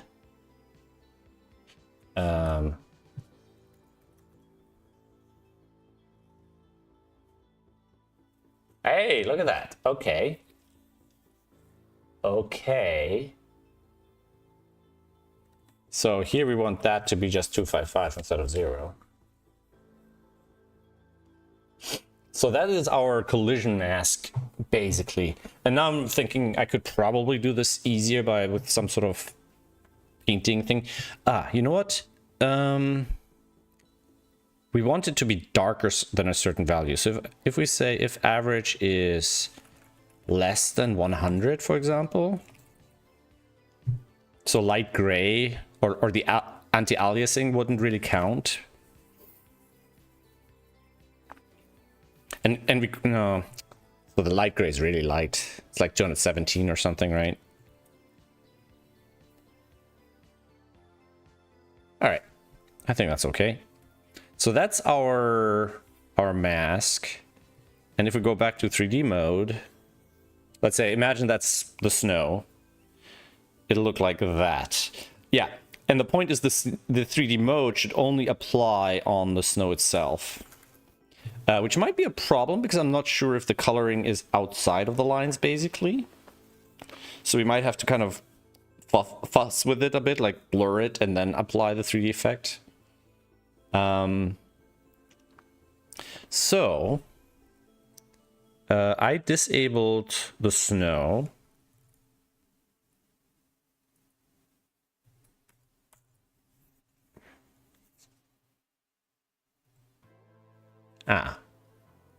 So we originally rendered the snow into columns here. Yeah. Okay, so we have snow as well. So we'll say snow I equals cols I. Okay, and now we basically just need to look for collision. I guess we just look into snow now for the collision. So as we're moving the flake down, XY is where we want to place the flake. So,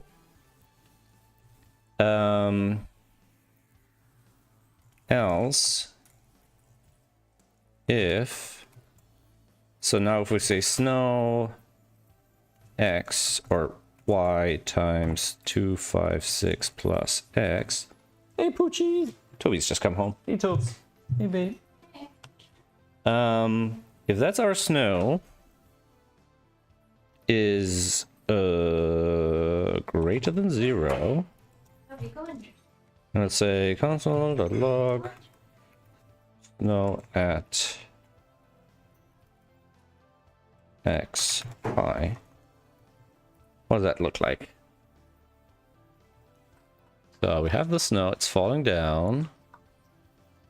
Greater than 0. Snow. Snow is an array, and I'm filling it in with... Wait, animate. We do have the render. Init puzzle. 255. It's great. It's definitely greater than 0 in those places, right?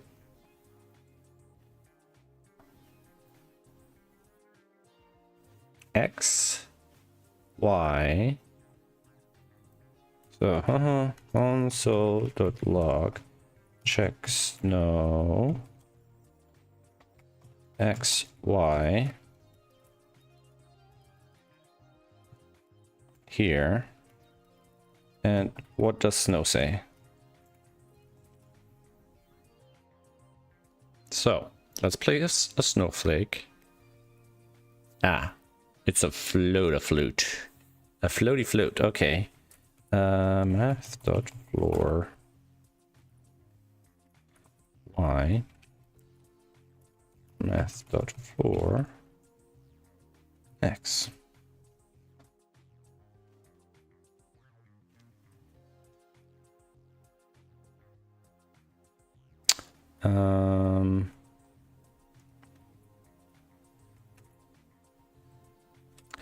Let x equals math.floor x dot floor y xx yy yy plus xx yy plus xx yy and xx and xx yy. Okay, I think that's it all, right? Boop. Check snow at. Cool. So that kind of works. So we have the snow at which point we basically want to do this. So we were just going to do x equals that and y equals that. So we're just going to reset. So if I do this, it's going to accumulate there. But some of it is passing through somehow.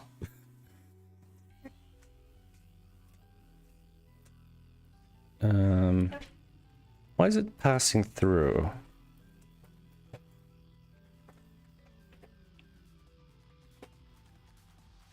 Probably should have tested it before the fancy movement.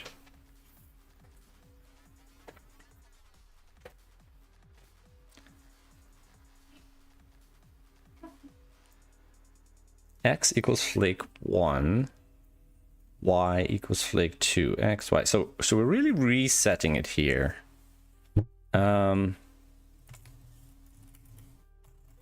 Oops. What is flake 1 and flake 2 at this point?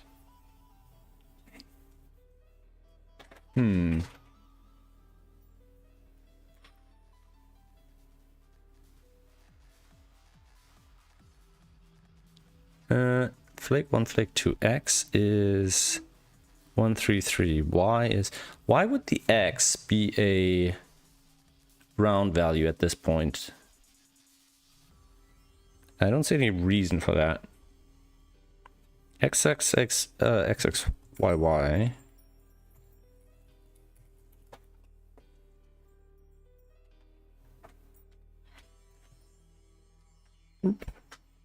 So as it hits, the X is a round value and the Y is not.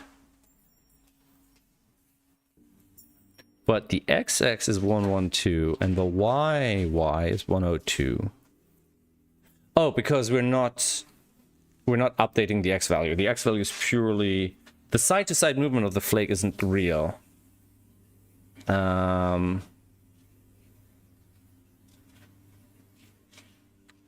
Which is a little bit of a problem, isn't it?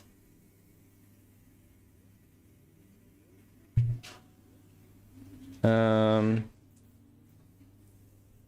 it means it's not actually placing it where it actually is, so it'll still kind of move back and forth and all that stuff. Which is probably how it passes through stuff. The other thing is we want to maybe check below the flake. So we'll probably want to do +5. Like that.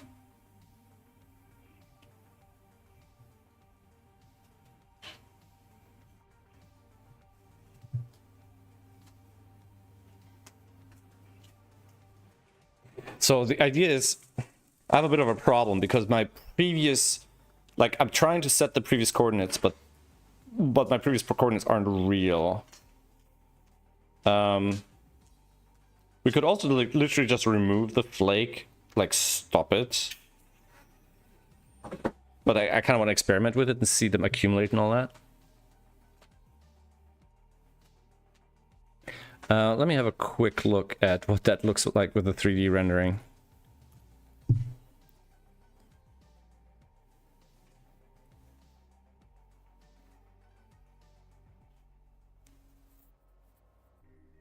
The snow still passes through, so my collision is pretty bad.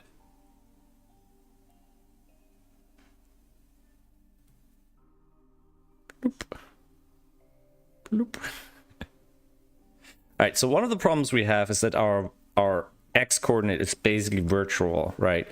Which means that at the point of collision, I know the collision x coordinate, but I don't know the prior non-collision x coordinate. I'd have to either step back in time or record it. So we could kind of record, hey, what is the last time when we haven't collided, right? In practice, like the flakes should be moving less than a pixel per frame. So in practice, it's probably not a big deal. Basically, we can just sit the flake where it is, right? And ultimately, we probably want to collide not just below, but like spherically, right? The easiest way to do that is to have the snow just be chunkier. So by the time the center hits the snow, the edge will have hit the physical feature, right? So the snow needs to be bigger than the digit, right? The collision snow.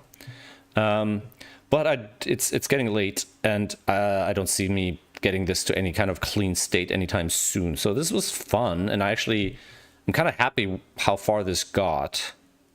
Funnily enough, the 3D effect is probably silly as well. Probably what I should do is I probably should build the whole thing like this in 2D first, and then afterwards think about adding the 3D effect as a rendering thing. So it shouldn't really apply to the falling flakes. The falling flakes should just be points in space, and then they can be rendered however I want, right? As just a visual element. And then I need to figure out how to let the snow accumulate, and then I can apply a 3D effect to that, right? And then render it accordingly with a color palette that makes sense. I mean, this is just the sort of what's the normal space, right? The normal map. All right, I think I'm gonna leave it at that. I don't even know if I'm gonna go back into it. I don't know how it'll feel over the next 2 weeks. I have so much stuff going on at the moment, and everything is crazy important, and I don't have enough mental power to deal with it all. So this was just a escape of whimsy, but in reality I should be writing emails and talking to lawyers and all sorts of other nasty stuff. Anywho,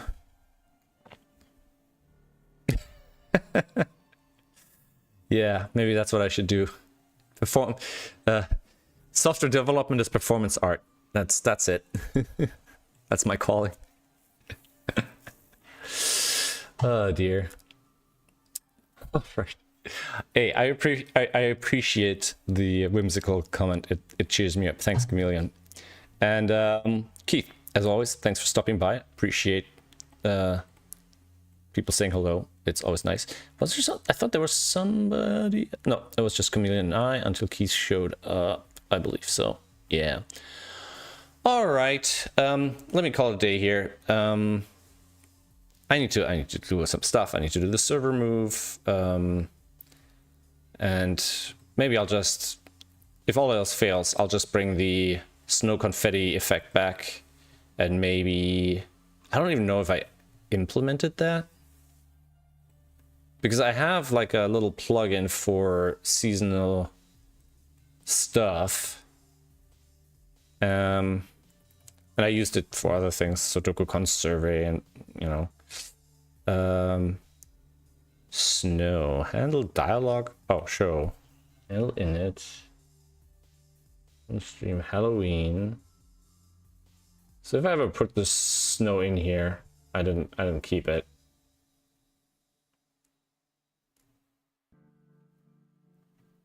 Yeah, I don't know if I've ever used this. I don't even know if this is mine or if this is if I just pulled this from somewhere else. How did I do this? This is actually not a bad effect. I used an SVG with a circle. And I used animation CSS to animate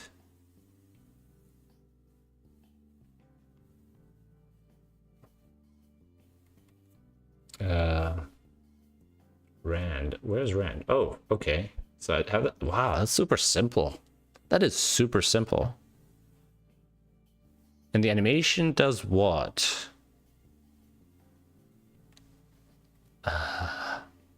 Oh, yeah, okay. Flake sway and flake drop. So I overlap two different animations the flake sway, which moves it XY, just zigzags basically, and the flake drop CY, that's center Y. So it starts from negative 10 pixels and it goes to 100% plus 5 pixels. So that just moves it to the bottom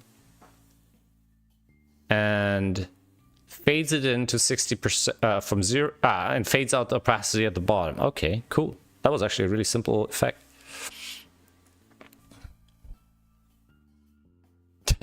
Yeah, it's actually, considering how simple it is. I mean, I could just... Did I not? I don't think I used it. When did I build this? Can I find some information? I think if I change it to where's the... Here we go. Details view, I think. December 22. Holy crap. That's 3 years ago I built this. Yeah, I definitely didn't use it then. Where does this license come from? I definitely didn't write that. All right. Anyway, yeah. That's... The movement is not bad. I like it, actually. All right. Anyway, thanks for stopping by. Thanks for hanging out. Take care, guys. Have a good next week.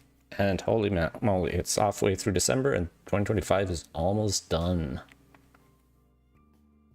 It is what it is. Take care. Ciao, ciao.